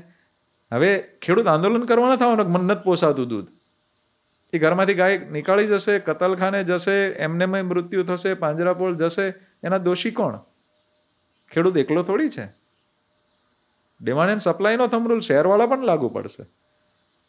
એટલે જે સક્ષમ લોકો છે પોતપોતાના ગામડે જઈને પોતપોતાના જે બી પરિચિત લોકો ગાયો રાખતા હોય એને પ્રોત્સાહન આપે, દત્તક લે. શહેરમાં નથી રાખી શકતા તો એ ધર્મ નિભાવે, જે ધર્મ નિભાવી રહ્યા છે એને પ્રોત્સાહન આપે. ખાલી ઘરમાં દરેક જગ્યાએ શાસ્ત્રોના ચોપડા ભરીને આપણે બેસી જઈએ અને આચરણમાં ન આવે તો ભગવાન રાજી થાય? એટલે દરેક શાસ્ત્રમાં જ્યારે ગૌ માતાને સર્વશ્રેષ્ઠ સ્થાન આપ્યું છે તો આટલું તો આપણે ભેગા મળીને ન કરી શકીએ? એટલે ગૌ માતા સુખી થશે ને તો ઓટોમેટિક અધ્યાત્મનો રેલમછેલ થવાની છે. વાહ, ક્યા બાત. ગોપાલભાઈ, એક બીજો પ્રશ્ન પણ છે. આ જરાક આ શહેર બાજુ વળ્યા છીએ, જરાક ગૌશાળાથી, તો મને એમ થાય છે કે આ 2-3 પ્રશ્નો પણ પૂછી લઉં. એક છે, મંદિરો કે મહાદેવોની આસપાસ લારી લઈને ઊભેલા ઘાસચારો અને ગૌ માતાને ઘાસચારો ખવડાવવો જોઈએ એવી પ્રથા, પરંપરા અથવા તો કોઈ નીતિ નિયમ દેખાડનારા કેટલાક લોકો, જ્યાં થોડી ગાયો હોય એમને ઘાસચારો મળતો હોય, ક્યારેક પેલા જ્યોતિષના કહેવા પ્રમાણે એને કોઈ ઉપાય સ્વરૂપે, અથવા તો ખાલી એમ થાય કે ગાયને કંઈક પુણ્ય કરીએ એ પ્રમાણે લોકો ખવડાવતા હોય છે. અને એક બીજો પ્રશ્ન છે પાંજરાપોળનો, કે જ્યાં ખૂબ બધી ગાયોને કોઈ એક શહેરમાં રાખવામાં આવતી હોય છે અને ત્યાંની પછી સ્થિતિના સમાચાર છાપાઓમાં વાંચીએ ત્યારે ઉપરથી આપણને દુઃખ થાય કે એટલે કાંઈ સમજાય નહીં કે આમાંથી કયો રસ્તો સાચો છે. ખરેખર ગાયને ની સેવાનું કોઈક પુણ્ય લેવું હોય તો શું કરવું જોઈએ? આ બધા પ્રશ્નોના શું ઉપાય છે? મૂળમાં જવું. જેમ કે ગૌ માતાનું સાચું ઘર ક્યાં છે? તો ખેડૂતનું ઘર છે. પાંજરાપોળ કે બહાર ગાય શું કામ જાય છે? તો ખેડૂત બહાર કાઢે છે ત્યારે. શહેરમાં શું કામ રખડે છે? તો ખેડૂત બહાર કાઢીને નથી વ્યવસ્થા એટલે અમે મૂળમાં ગયા કે ખેડૂતના ઘરમાં ગાય સન્માનપૂર્વક. આજે એક ખેડૂતના ઘરમાં 2-5 ગાય છે, પ્રેમથી હાથ ફેરવી શકશે ને? તો બહુ મોટી ગૌશાળા છે, બધા ન્યાય આપી શકશે? એટલે પાંજરાપોળ છે, ગૌશાળા છે કે બીજી વ્યવસ્થા છે, એ બધી આપાતકાલીન ધર્મ છે. અને એની અંદર એ સુચારુ સ્વરૂપે કેમ રાખી શકાય એ ઘણી બધી પાંજરાપોળમાં આપણે ટ્રેનિંગ આપતા હોઈએ છીએ કે અચાનક એનું ફૂડ ચેન્જ ન કરવું, વ્યવસ્થા ચોખ્ખાઈ રાખવી, પાણીના અવાડાની અંદર કરવું. ઘણા લોકોનું જાગૃત થઈ જાય અને ખૂબ સરસ સેવા પણ બદલાય છે. આજે જે ગૌ માતા ક્યાંય સ્થિતિમાં ન હોય એમને તે રાખવાનો પ્રયત્ન ખૂબ કરે છે. પણ હું એ લોકોને પણ વિનંતી કરીશ કે આવો સમજો, ગૌ માતાને સમજીને આપણે જો રાખશું પાંજરાપોળની અંદર ને બધી જ જગ્યાએ, તો એ વધુ સુખપૂર્વક રહી શકશે. અને બીજું શું છે કે અમુક ટાઈપનું ત્યાંથી જે બિઝનેસ થતો હોય, એમ કહી શકાય કે બિઝનેસ ન કહી શકાય, આપાતકાલીન રસ્તા કાઢ્યા હોય કે ભાઈ ચાલો મૃત્યુ પછી એમનું ચામડું પણ ક્યારેક સેલ કરવામાં હોય, તો હું કહું છું કે એને સમાધિ જ આપી દો એટલે પ્રશ્ન જ બંધ થઈ જાય. બરોબર છે? એ જીવે છે ત્યાં સુધી એને ખૂબ આપ્યું છે, દૂધ આપ્યું છે, છાણ આપ્યું છે, બધું જ આપ્યું છે. એને સરસ મજાનો ખાડો કરીને સમાધિ આપીને એક વૃક્ષ વાવી દો એટલે બીજા નાના મોટા પ્રશ્નો ઉદ્ભવતા એ પણ બંધ થઈ જાય. અને પાંજરાપોળ, ઘણી બધી પાંજરાપોળમાં જમીનો ખૂબ છે અને અમારા ગિરીશભાઈ અને ઘણા બધા મિત્રો છે, તો ભેગા મળીને ત્યાં કેમ ઘાસ ઉગાડવું એના સરસ મજાના પ્રયોગો અમે કર્યા છે કે એને તંદુરસ્તી માટે ચોખ્ખું ઘાસ તરત મળે. પછી અમુક પાંજરાપોળ પાસે જમીન નથી તો નજીકના ખેડૂત ઉગાડે. અમારે એક અહીંયા ગઢડામાં છે, તો બહુ સરસ પ્રયોગો છે ધનજીભાઈ અને અમારા મિત્રો, કે નજીકના ખેડૂતો ઘાસ ઉગાડ્યા નેપિયર નહીં, એ ખરીદી લે, ચોખ્ખું તાજું ઘાસ મળ્યું અને સામે પેલાને કપાસ કરતા વધુ પૈસા મળ્યા. તો એકબીજાના પૂરક બનીને અરસપરસ થઈને વધુ સુચારુ સ્વરૂપે કેમ સેવા થઈ શકે એના વ્યવસ્થિત પ્રયત્ન કરવા જોઈએ. અચ્છા, એક તમારી વાતોમાં પણ જે 2-4 વાર ઉલ્લેખ આવ્યો છે એ છે દેશી અને વિદેશી ગાયનો. અને આપણે ત્યાં ભણવામાં પણ નાનપણથી ભણાવવામાં આવે છે કે કાંકરેજી ગાય એ ગુજરાતની બહુ શ્રેષ્ઠ ગાયોમાંની એક ગાય છે. ગીર ગાય આપણી ખૂબ પ્રખ્યાત થયેલી ગાયની એક ગોત્ર છે. અને જર્સી ગાય વર્ણસંકરથી પેદા થયેલી ગાયો. અને ગીર ગાયનો એક બીજો અત્યારે બહુ મહિમામંડન ચાલે છે, બ્રાઝિલના ગીર ગાયના સંવર્ધનના પ્રયોગો અને ત્યાંની ઇકોનોમી સાથે સંકળાયેલી આપણા ગીર ગાયની પ્રવૃત્તિ સાથે. તો આ દેશી અને વિદેશી ગાયનો શું તફાવત છે? કઈ ગાય ઉછેરવી કે કઈ ગાય રાખવી એ વધુ ઉપયોગી છે અથવા તો વધુ યોગ્ય છે? આપ શું કહેવા માંગો છો? જો પહેલાં તો હું કહીશ કે મિત્રો, આ છે ને, આનો બહુ વિવેકપૂર્વક ઉપયોગ કરવો અને આનો બહુ આંખ બંધ કરીને વિશ્વાસ ન કરવો અને નેગ્લેક્ટ ન કરવું. એનું કારણ છે કે આમાં ફોટો અને વિડીયો આવે કે બ્રાઝિલમાં જો દૂધ કેટલું અડર છે, કેટલી બધી દિવસનું 70 લીટર દૂધ આપે છે, અને વિડીયો એક આવી જશે ને આપણા લોકો આંખ બંધ કરીને બ્રાઝિલિયનની પાછળ પાકશે અને એમ કહેશે કે આપણે એના સીમન ઇમ્પોર્ટ કરીએ ને એના નંદીનો આ થશે ને આખું બદલાઈ જશે ને. વાસ્તવિકતામાં જવાની જરૂર છે. આપણે અહીંયા બ્રાઝિલિયન ઘણી વખત આવી ગયેલા છે. હું 18 વર્ષથી આ ફિલ્ડમાં છું અને બ્રાઝિલની આપના માધ્યમથી હું બધા ખેડૂત મિત્રો અને જે પણ ગાય વિશે ચિંતકો હશે એમનો એક મેસેજ આપવા માગું છું કે બ્રાઝિલની એક નોર્મલ પ્રેક્ટિસ છે કે જે ગાયોને કોમ્પિટિશનમાં મૂકવાની એને નાનપણથી હોર્મોન આપે છે. એને દૂધ માટે કેટલાય પ્રકારના હોર્મોન દેવામાં આવે છે, નોનવેજ બેઝ પ્રોટીન દેવામાં આવે છે, અને જ્યારે પણ એને દૂધની કોમ્પિટિશનમાં લઈ જવાનું તો 2 થી 3 દિવસ પહેલાં દોતા નથી. અને એનું જે કેટલી પીડા હશે, ગાયોની આંચળમાં દૂધ ભરાયેલું હશે, અને પછી એને દોવાની પ્રેક્ટિસ આખી. હવે એ સાચું માપદંડ જ નથી નિશિતભાઈ. શું આવી રીતે આપણે ભારતીય માપદંડ નક્કી કરશું? એટલે એ પક્ષ જોયો જ નથી. આપણે અહીંયા નોર્મલ સહજતાથી ઘણી બધી ગાયો 25-30 લીટર પહોંચી જતી હોય છે નોર્મલ ભોજનમાં. એવરેજ ભલે 10 થી 12 અમારું હોય, તો એ બ્રાઝિલિયનો અમારી પાસે ઘણી વખત માગતા હોય છે. એટલે આ બધી પ્રક્રિયા હું શું કામ કહી રહ્યો છું કે આગ બંધ કરીને કોઈ પણ વસ્તુનો નાનો વિડીયો આવી ગયો ને આપણે કંઈ પણ બિલીવ કરી લઈએ એ ઠીક નથી. ઊંડાણમાં જવાનો પ્રયત્ન બધાએ કરવાનો છે. અને બ્રાઝિલિયન ડીડ ઇનબ્રીડ, ચેઇન ઓફ ઇનબ્રીડ. ઇનબ્રીડથી એટલે સમજો કે ઇનબ્રીડ થયું સતત. અમારે અહીંયા બ્રીડિંગ કેવું થતું હોય છે નિશિતભાઈ કે 18 ગોત્રની ગાયો છે અહીંયા ગીરની અંદર જ. 18 ગોત્રની ગાયો છે. એટલે જેમ કે ભાવનગરના રાજાના વંશજ, હું ભાવનગરનો છું. કૃષ્ણકુમારસિંહજી એ જે પહેલું રાજવાડું આપ્યું બ્રાઝિલિયનોને એને આપ્યું હતું. જી જી જી. પણ અમારે ત્યાં ભાવનગરના રાજા, મોરબી રાજા, જુનાગઢ નવાબથી લઈને બધી જ 18 પેડિગ્રીની લાઈનો છે. દરેકના વાડામાં નંદી અલગ છે. આ નંદીની વાછડી બીજા વાડામાં જશે, બીજાની ત્રીજામાં જશે. એટલે ન ઇનબ્રીડ થાય ન ક્રોસ બ્રીડ થાય. જેમ મનુષ્યની અંદર ભાઈ બહેન પિતા પુત્રીમાં લગ્ન ન થઈ શકે, ખૂબ પાપ લાગે, ખૂબ આનુવંશિક રોગ વધે, સાયન્ટિફિકલી અને અધ્યાત્મ બે રીતે. સેમ વે અમે આની અંદર શાસ્ત્રોક્ત સંવર્ધન કરીએ છીએ. તો બ્રાઝિલ કરતાં તે ઊંચાઈ, લંબાઈ, ખૂન, ગુણવત્તા બધી અલગ બનવા માંડી છે. તો Brazil did inbreed a chain of છે. આજે કોઈ પણ દુનિયાનો વૈજ્ઞાનિક નહીં કહી શકે કે ઇનબ્રીડથી એમ કહી શકાય કે ઇનબ્રીડથી આનુવંશિક રોગ વધે ને વધે જ. બરાબર છે. તો આપણે તો અહીંયા સરસ મજાનું કર્યું છે. તો આંખ બંધ કરીને બ્રાઝિલની પાછળ જવાની જરૂર ચોક્કસ નથી. અને એટલા બધા સુપિરિયર હોય તો અત્યારથી અહીંથી શું કામ લે છે હજી લોકો? એમના સિક્કાઓ પર પણ આપણી ગીર ગાયનો ફોટો છે. અને ભાવનગરના રાજાએ એમને એક ગાય આપી હતી અને એનામાંથી એમણે આખી ઇકોનોમી, ડેરી ઉદ્યોગ અને બાકીની ઇકોનોમી એમની પુશઅપ થઈને થોડી વધારે બૂસ્ટ થઈને એમાં પણ આપણી ગીર ગાયનું યોગદાન છે. ને એનું પણ ઘણું બધું અત્યારે વિડીયોઝ વાયરલ થાય છે ને ઘણું બધું એનું મહિમા મંડન થાય છે. એક બ્રાઝિલિયન અહીંયા આવ્યા હતા. એ કહેતા હતા કે અમે એક બુક લખી છે ગીર ગાય ઉપર, અને તમારે કંઈ કમેન્ટ. મેં કીધું તમે લખી નહીં શકો. એને જોયું કે બહુ સરસ છે બ્લડ લાઈન, અમને આપો. મેં કીધું ના, હું નહીં આપી શકું. પછી મને કે કંઈ કમેન્ટ તમારે કેવી હોય તો મેં કીધું તમે લખી નહીં શકો. મેં કીધું કે કેમ? મેં કીધું તમે કૃષ્ણકુમારસિંહજીને કેટલુંક સન્માન આપો, અમારા ભાવનગરના રાજા. તો કે બહુ, એને અમને ગાયો આપી, એના નામના કોઈન્સ છે અમારે ત્યાં, સિક્કાઓ છે, એના નામની સ્ટ્રીટ છે, એવોર્ડ છે, એનાથી આખી બ્રાઝિલની ઇકોનોમી બદલાઈ ગઈ. મેં કીધું મારા રાજા છે, હું ભાવનગરનો છું. અને બહુ સજ્જન વ્યક્તિ હતા. એમને પહેલું રજવાડું આપણા દેશને સરદારજીને સોંપી દીધેલું હતું. અને એ વ્યક્તિ તમને ગાય નહોતા આપતા. તમે રીઝન પૂછ્યું, રિક્વેસ્ટ કરી, ત્યારે એને કીધું તમે ગાય કાપો એટલે ન આપી શકાય. ત્યારે તમે કમિટ કરીને ગયા હતા કે અમે ગાય સંવર્ધન માટે લઈ જઈએ છીએ, દૂધ માટે લઈ જઈએ છીએ. પછી એમને કિંમત ભરેલી. તો તમે એમના નામની સ્ટ્રીટ ન બનાવો, એમના નામના સિક્કા ન બનાવો, એવોર્ડ ન બનાવો, ચાલશે. પણ એમને જે વચન આપ્યું હતું ને કે ગાયને કાપવી નહીં, એ પાલન કરો. તમે તો ગાયનો માંસ નિર્યાત મેઇન બિઝનેસ બનાવી દીધો છે. તો એ વચનનું પાલન કરો, તો એ સાચી તમારી એમની પ્રત્યેની સન્માન હશે.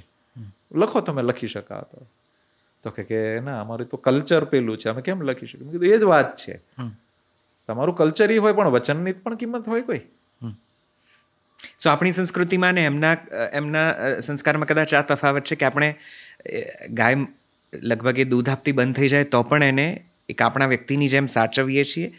અને કદાચ એમના માટે એ પછી એમનો કોઈ ઉપયોગ નથી ને પછી એમનું એ જે એમના વ્યવસાયને જે યોગ્ય લાગે છે એ રીતે એને કાં તો કસાઈ વાડે નાખે છે. આપણે ત્યાં પણ કદાચ આવું થતું હશે ને કે જે દૂધણી ગાયો છે એ દૂધ આપતી બંધ થઈ જાય ત્યારે એવું ઘણી વાર સાંભળવામાં આવે છે કે ગોપાલકો પોતે જ એને કસાઈ વાડે સોંપી આવે છે, કે એ પણ એક આખો જુદો વ્યવસાય છે.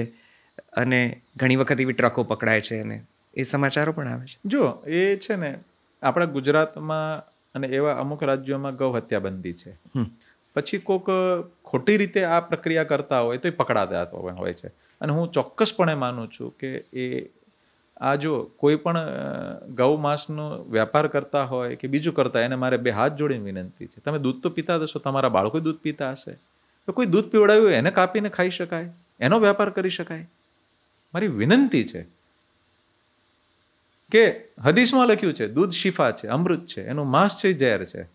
દરેક જગ્યાએ ગૌ માતાનું અલગ છે. ચાલો તમને બીજું કાંઈ જ છોડી દો, કોઈ શાસ્ત્રો ને પુસ્તકોની વાત છોડો, જેનું દૂધ પીધું છે એને મારી શકાય? કેટલી અમાનવીયતા કહેવાય. એટલી લાગણી સમજી જશે ને તો એ કુદરત એમની પર વરસી પડશે.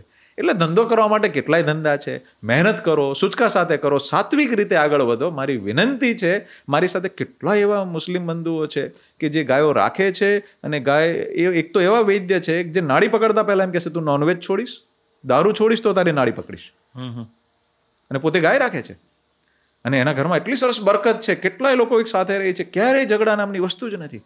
એટલે ગૌ માતા જ્યાં સુખપૂર્વક રહેવાની છે, હિન્દુ મુસલમાન કે ક્રિશ્ચનની કોઈ વાત જ નથી. માં ઈ માં છે બધાયની. બરાબર છે. વાહ વાહ. એક આટલી બધી સરસ વાતો થઈ રહી છે, સહેજ પાછા એ જ ગૌ માતાના મુખ્ય ગુણો ઉપર પાછું આવું. પંચગવ્ય, ગૌમૂત્ર અને ગોબરની આપે ઘણી વાતો વચ્ચે વચ્ચે આવી ગઈ.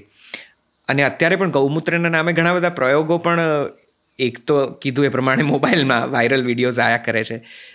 કેટલા બધા લોકો એના પ્રયોગોથી જાત જાતની ઔષધિઓ અને રોગોથી ઔષધિઓ કરે છે અને રોગોથી બચે છે, એવા પણ વિડીયોઝ આવે છે. અને કેટલાક એના સંપૂર્ણ વિરોધમાં પણ છે. એવું જ ગોબરનું જ ઘણી બધી ઓર્ગેનિક કે હર્બલ પ્રોડક્ટ્સ કે એના રીતે ગોબરનો ઘણો બધો ઉપયોગ અને જાત જાતની પ્રોડક્ટ્સ વધી છે, અને સામે સામે એનો વિરોધ પણ વધ્યો છે, કેટલાક રાજકીય કારણોસર ને કેટલાક સામાજિક કારણોસર, જે પણ હોય. પણ મને ગૌમૂત્ર અને ગોબર વિશે થોડી વધારે વિસ્તૃત વાત કરો.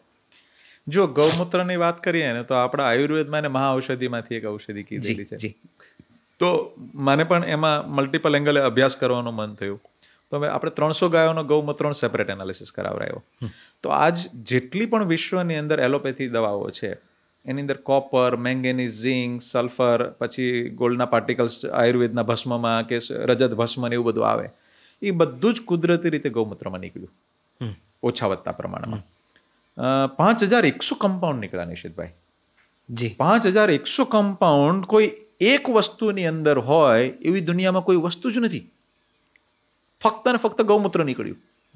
અને એની અંદર એનો એન્ટી ઓક્સિડન્ટનો જે પ્રમાણ શું છે એ જોયું, પીએચ જોયા, ગોલ્ડના પાર્ટિકલ્સના પ્રોપોર્શન જોયા, એની જે અલગ અલગ પ્રોપર્ટીઝ અમે જોઈ સાયન્ટિફિક એનાલિસિસ કરતાં કરતાં. એટલે સાચે જ ખ્યાલ આવ્યો કે મહાઔષધિ છે. પણ હું આપના માધ્યમથી બધાને એ પણ વિનંતી કરીશ કે આયુર્વેદને સમજવું. બરાબર છે. અને સમજીને ઉપયોગ કરવો. આજે ગૌમૂત્રનો આંખ બંધ કરીને ઉપયોગ કરવો પણ યોગ્ય નથી. આજે સમજો કે જેની પિત્તની ખૂબ પ્રકૃતિ વધુ છે, અને આંખ બંધ કરીને રોજે રોજ ગૌમૂત્ર અને અર્ક એમનો હેવી ડોઝમાં લેશે તો તકલીફ વધી જશે. હવે એમને લેવું પડે ક્યારેક આપાતકાલીનમાં, તો દુર્વાના રસ સાથે પ્લાન કરી શકાય, કે પછી એના અલગ અલગ કોમ્બિનેશન. એટલે સારા વૈદ્યનો રેફરન્સ અથવા જાણકાર લોકોના સાથે વાત કરીને પછી કંઈ પણ પાન કરવું એ યોગ્ય છે.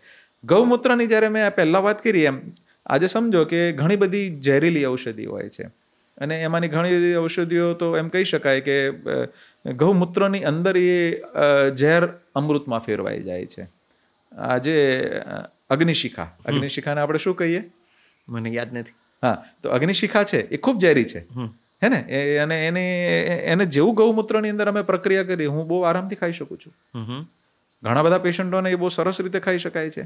એટલે એવી અઘરામાં અઘરી જે ઔષધિઓ હોય એ બધી જ તે ગૌમૂત્રમાં સિદ્ધ શોધન પ્રક્રિયા કરીને એ અમૃતમાં બદલાઈ જાય છે. એટલે ગૌમૂત્રની અંદર અમે ગિલોઈને કોન્સન્ટ્રેટ કરી, એના મર્દન કર્યા, અને એને પાછું સૂક્યું, પાછું મર્દન કર્યું, પાછું સૂક્યું, પાછું 8 કલાક મર્દન કર્યું, તો એના પરિણામો બદલાઈ જ ગયા, એને નેનો ફોર્મમાં લઈ ગયા. એટલે લો ટેમ્પરેચર ઉપર એને આપણે પ્લાનિંગ કર્યું તો અલગ બન્યું છે.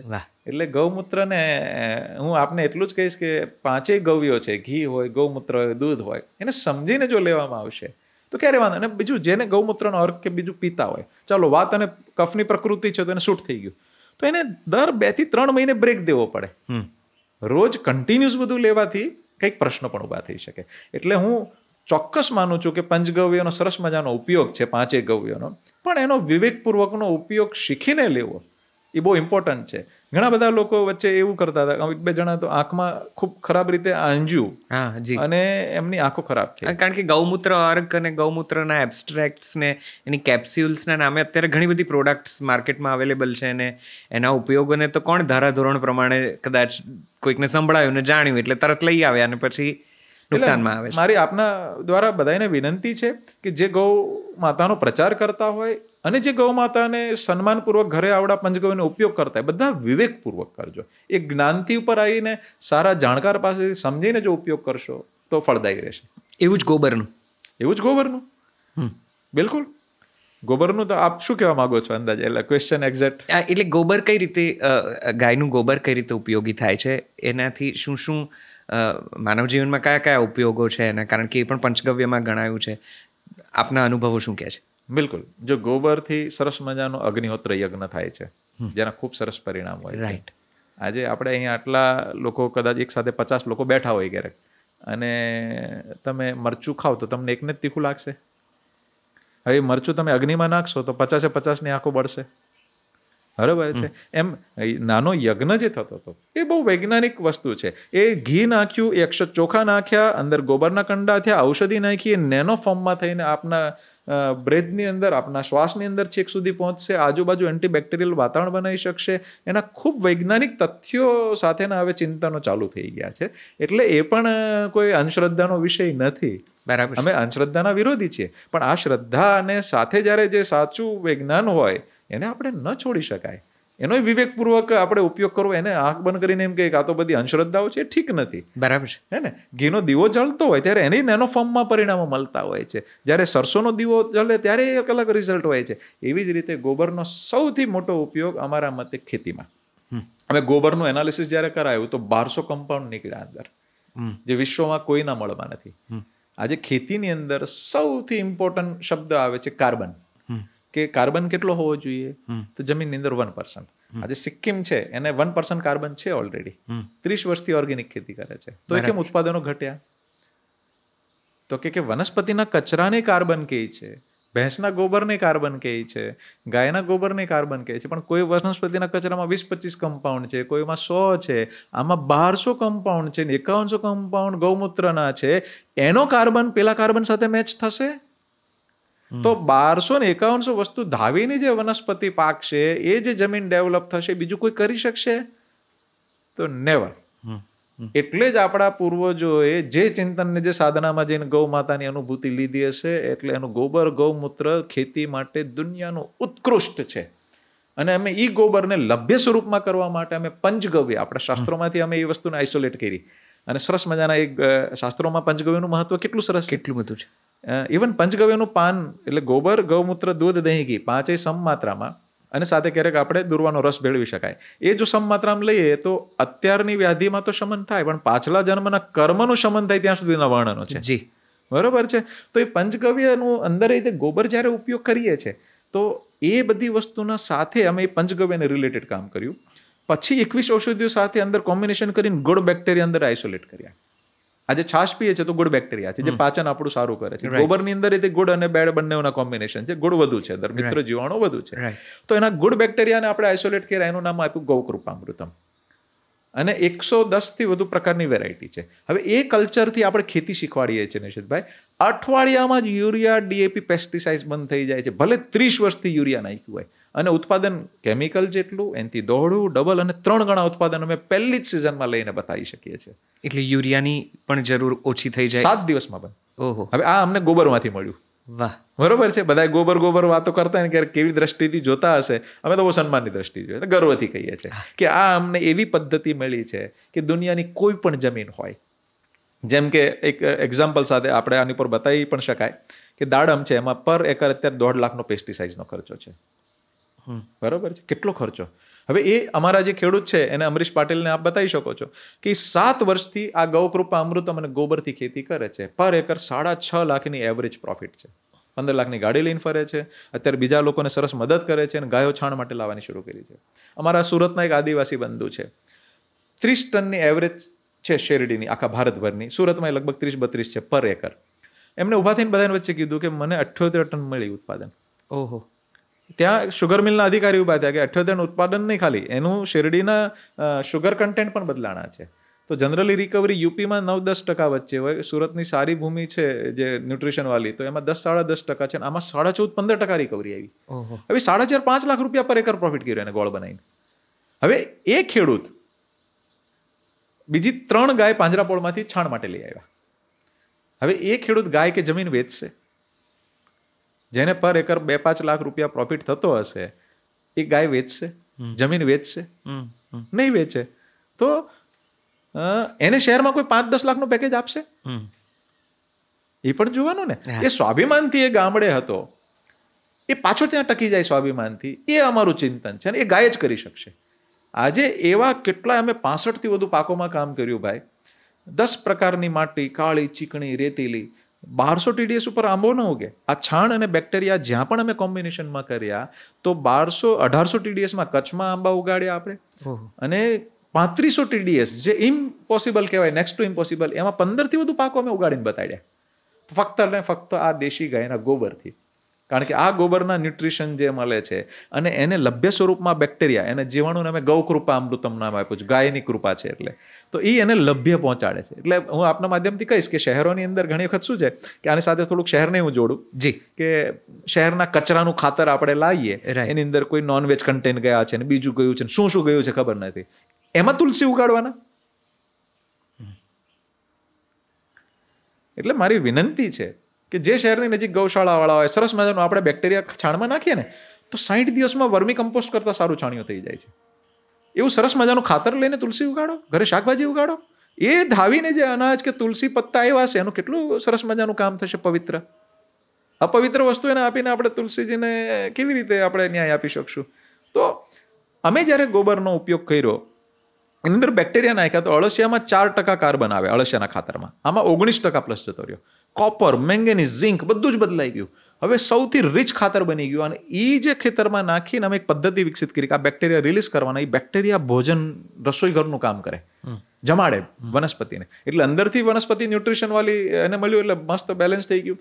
આનો જ સ્પ્રે કરી, આની અંદર 13 બેક્ટેરિયા એવા છે જે પોતાના શરીરમાંથી એવો રસ છોડે કે નહીં કામના કીટક ફંગસ દૂર ભાગે છે. વાહ! એટલે 30,000 રૂપિયા જે પેસ્ટિસાઇડ વેચાતી એનાથી કામ નથી થતું, 30 પૈસે ખેડૂતના ઘરમાં બને. ગૌમાતાના મહત્વને આપ સમજાવી રહ્યા છો ત્યારે આપના પુસ્તકથી મેં એ પણ જાણ્યું કે ગૌમાતાના ની પીઠ પર સૂર્યકેતુ નાડી હોય છે અને એમાં ઘણા બધા અદ્ભુત તત્વો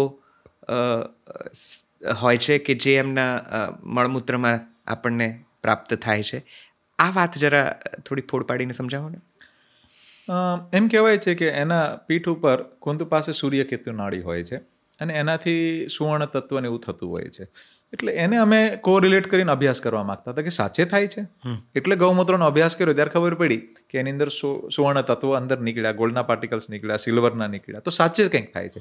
એટલે બિલકુલ આપણા વૈજ્ઞાનિક મિત્રોએ અને બધા લોકોએ ખૂબ અભ્યાસ કરવો જરૂરી છે કે એવું કઈ વસ્તુ છે કે એનો ચારાનો એનાલિસિસ કરો, એની અંદર ગોલ્ડના પાર્ટિકલ્સ નથી. એનો પાણી પીવે છે, એની અંદર ગોલ્ડના પાર્ટિકલ્સ નથી. એનું એનાલિસિસ કરી લીધું. હવે એના શરીરમાં એવી કઈ પ્રક્રિયા થાય છે કે ગોલ્ડ એના ગોબરમાં, ગૌમૂત્ર અને દૂધમાં ત્રણેયમાં પ્રવાહિત થાય છે. ક્યાંથી બન્યું? આજે સમજો કે તમે ચાલો અંધશ્રદ્ધામાં નથી માનવું, પણ આ તો સાયન્ટિફિકલી પ્રૂવડ વસ્તુ છે, તો ક્યાંથી આવ્યું? ગોતવું પડશે ને. એટલે ઘણી વખત આપણને ક્યારેક એમ લાગે કે આંખ બંધ કરીને વિશ્વાસ નથી કરવો, પણ અમુક જગ્યાએ કરવો પડે. તો સૂર્યકેતુ નાડીની જે પણ આપણા સાધકોએ વાત કરી હશે તો કંઈ ને કંઈ રસ્તો એમાંથી હશે. અને બિલકુલ અમે આયુર્વેદની અંદર એનો અભ્યાસ કર્યો અને એના અમે દવાઓ બનાવી. આપણી એક ફાર્મસી બનાવી GMP લાયસન્સ ખાસ. તો 10 રોગોમાં મોર દેન 85% સક્સેસ રેશિયો છે. કારણ કે એના પ્રોટોકોલ સાથે જ્યારે આપણે કામ કર્યું ને, અમે ઘીને 10-10 વર્ષ જૂનું કરીએ છીએ. અને ઘી જેમ જૂનું થાય એમ આપને ખ્યાલ છે તીક્ષ્ણ બને. એટલે પુરાણ, પ્રપુરાણ એવી રીતે એના શાસ્ત્રોમાં તો 10-10 હજાર વર્ષ જૂના ઘીનો ગુણ લખેલા છે. તો એ વાત, પિત્ત, કફ ત્રણેયમાં કામ કરતું થયું. અને હરડે, જેમ કે હરડેને જો જનરલ બધા લોકો એક આમ કહેવાય ને કે ઠીકઠાક બધું બનાવીને બધું આપી દેતા હોય છે, એટલે આયુર્વેદ બદનામ થાય છે. અમારી હરડેની ખરીદી 800 રૂપિયાથી ચાલુ થાય. અને મોટી હરડે સરસ મજાની કયા જંગલની લેવી, પછી એને 10 વર્ષ જૂના ઘીમાં પ્રોસેસ કરીએ એટલે એ નેનો ફોર્મમાં આવી જાય. પછી બીજું એ પાચ્ય સ્વરૂપમાં થઈ જાય, બીજું એ વૃક્ષ નથી રહેતી.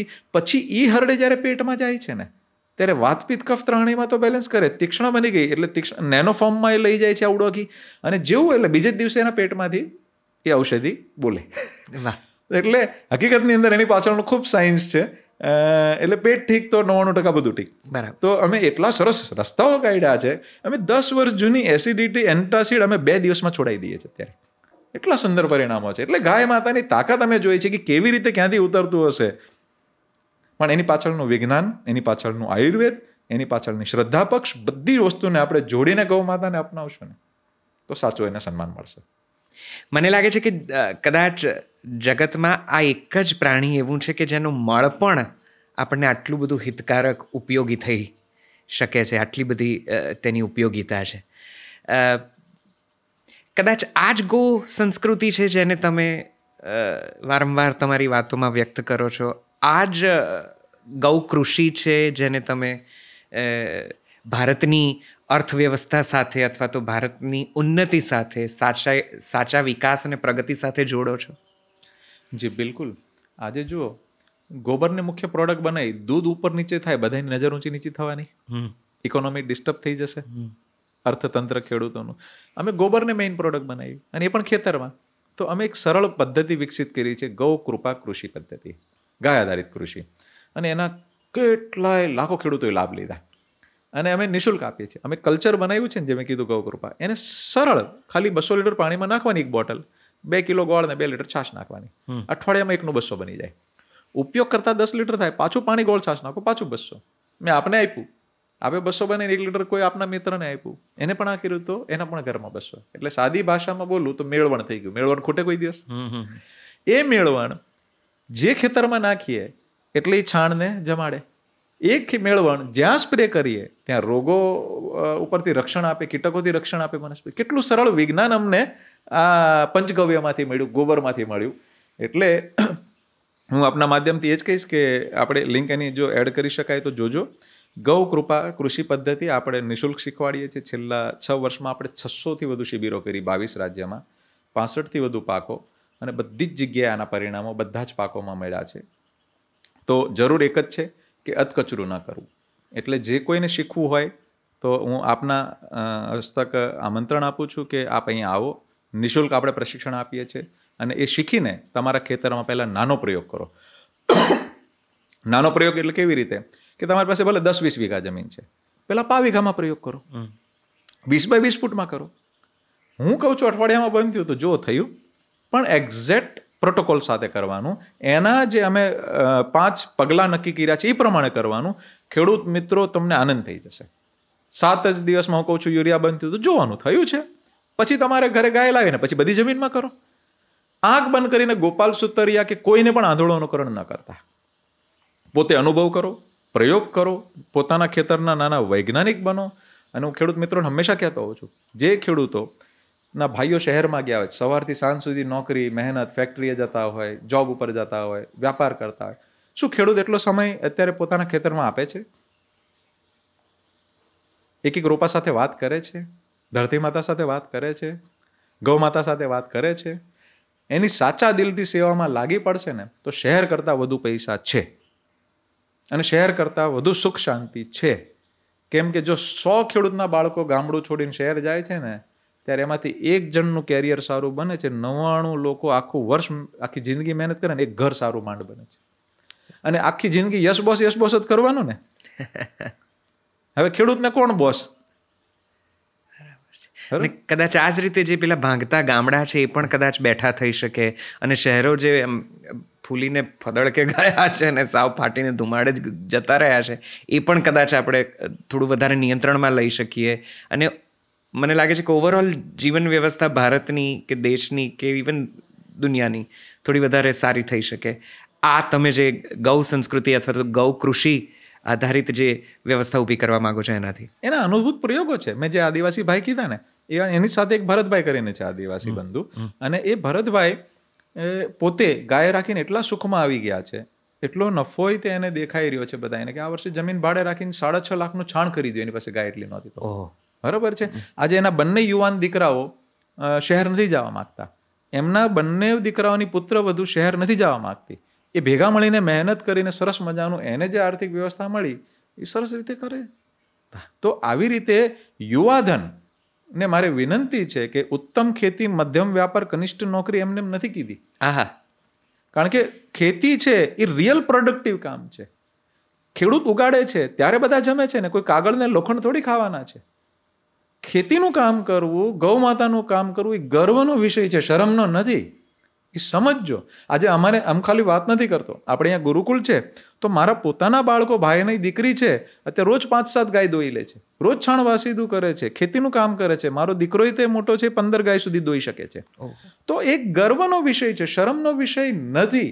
અને જ્યારે તમે ખેતીમાંથી સરસ મજાનું આર્થિક ઉપાર્જન, અમારી સાથે કેટલાય મહારાષ્ટ્ર, મધ્યપ્રદેશ, દક્ષિણ ભારતમાં બધા યુવાનો જોડાયેલા છે જે હવે શહેર નથી જવા માંગતા, જે 10-20 લાખ સુધી પ્રોફિટ કરે છે.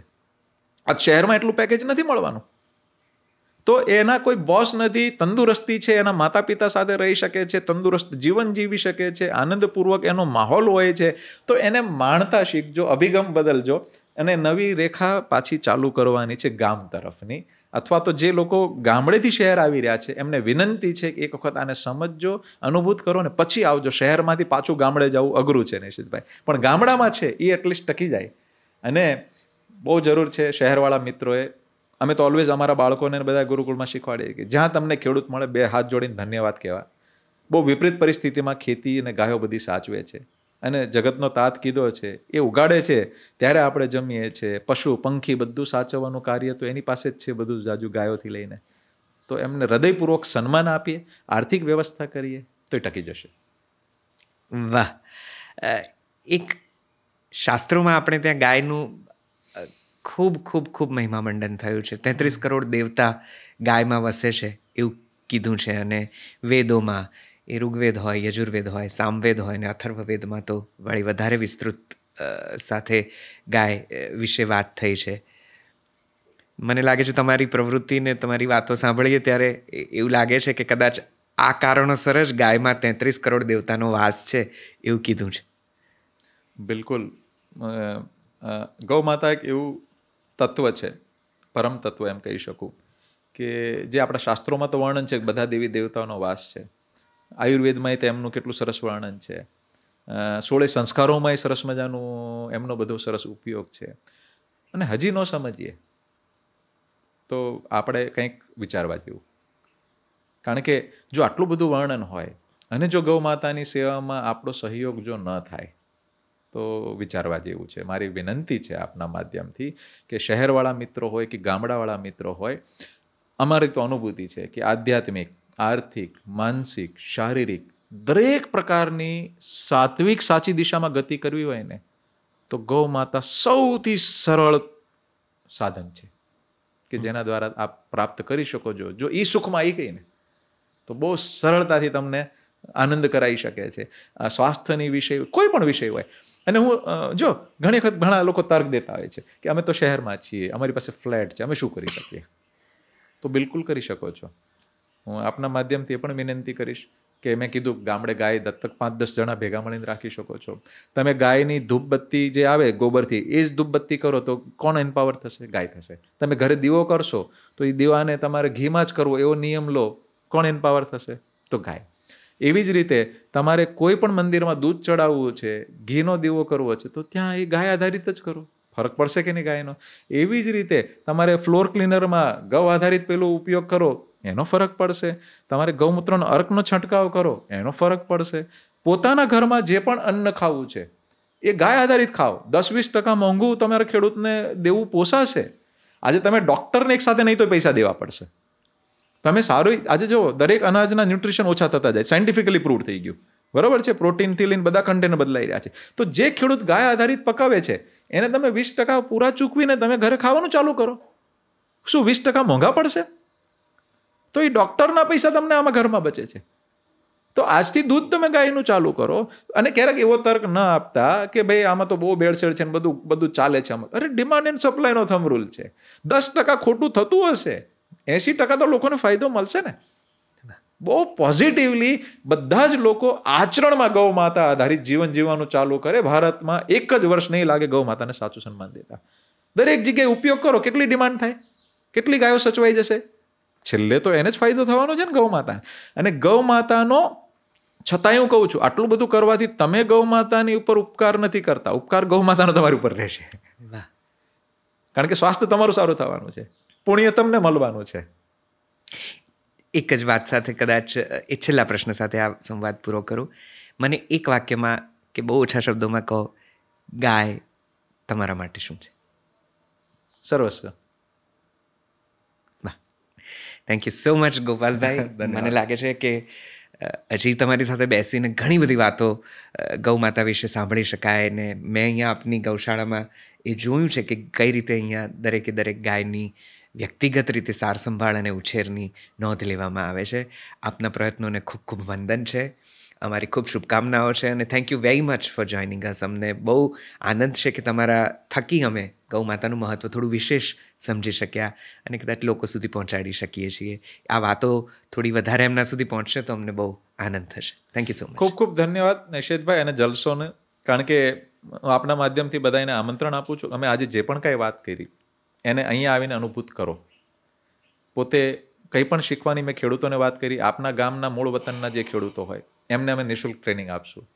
તમારે કિચન ગાર્ડન કરવું છે, નિઃશુલ્ક ટ્રેનિંગ મળશે. કેમ કરવું છે, કેવી રીતે જોડાવવું જોઈએ ગૌ માતા સાથે, અને કેવી રીતે ગૌ માતાની વચ્ચે માહોલ હોય છે આનંદમય. આવીને અહીંયા રોજ સાંજે ગૌ માતાની આરતી થતી હોય છે. અહીંયા માહોલ શું છે, આવીને માણો, સમજો અને ગૌ માતા આધારિત પાછું ભારતનું નિર્માણ થાય અને વિશ્વગુરુ સાત્વિક રીતે કેમ ભારત બને એમ આગળ વધીએ. ધન્યવાદ. મને મોકો મળ્યો બધાને વચ્ચે મળવાનો. ધન્યવાદ. ખૂબ ખૂબ ખૂબ આભાર. ખૂબ ખૂબ આભાર. ધન્યવાદ. જય ગૌ માતા. ગાયને કદાચ આ દ્રષ્ટિથી તો તમે ક્યારેય જોઈ નહીં હોય. સાચું કહું, જો આ સંવાદ સાંભળ્યો છે તો હવે આટલી વાત તો સમજજો જ. રસ્તે આવતી કે ક્યાંક આવતા જતાં જોઈને પગે લાગીને સ્પર્શીને માથે આમ કરીને નીકળી ગયા ત્યાંથી નહીં ચાલે. જો આ વાત ક્યાંક સહેજ સ્પર્શી હોય તો ગૌ માતા આપણને કેટલી ઉપયોગી છે એનો ખરેખર વિચાર કરીને, ગોપાલભાઈએ કીધું એમાંનું કંઈક કરીને આપણા જીવનમાં ગૌ માતાને બહુ જ પ્રેમથી પ્રવેશ આપીએ. અથવા તો એમ કહું કે ગૌ માતાના જીવનમાં સહેજ આપણે પગલાં પાડીએ. મને વિશ્વાસ છે કે આ સંવાદ તમને કોઈક જુદી જગ્યાએ, કોઈક જીવનને થોડા વધારે અજવાળા તરફ લઈ જતો લાગ્યો હશે. આપ અમારી સાથે અત્યાર સુધી જોડાયેલા રહ્યા, આપનો ખૂબ આભાર. અહીં સુધી આવ્યા છો તો જલસોની આ ચેનલને સબસ્ક્રાઈબ કરજો, શેર કરજો, લોકો સુધી પહોંચાડજો, અમને લાઈક આપજો. આ બધું તો કરજો જ. અને મૂળ ઉપક્રમ જે ગુજરાતી ભાષા, સંગીત, સાહિત્યને સમર્પિત છે એ જલસો નામની એપ્લિકેશન છે, એને પણ પ્લે સ્ટોર, એપ સ્ટોર પરથી ડાઉનલોડ કરી અને સાંભળજો. આપણી ભાષા પણ આપણી માતા જ છે. આપણી માતૃભાષાથી વિશેષ પણ કાંઈ નથી. તમારો એકાદ અંગૂઠો અમારી કરોડરજ્જુને બહુ મોટું બળ આપી જાય છે, હું વારંવાર કહું છું. ચાલો, અહીંયા અટકું છું. નવા સંવાદમાં જલ્દીથી મળીશું. આપ સૌનો ખૂબ ખૂબ ધન્યવાદ. આવજો. નમસ્તે. નમસ્કાર.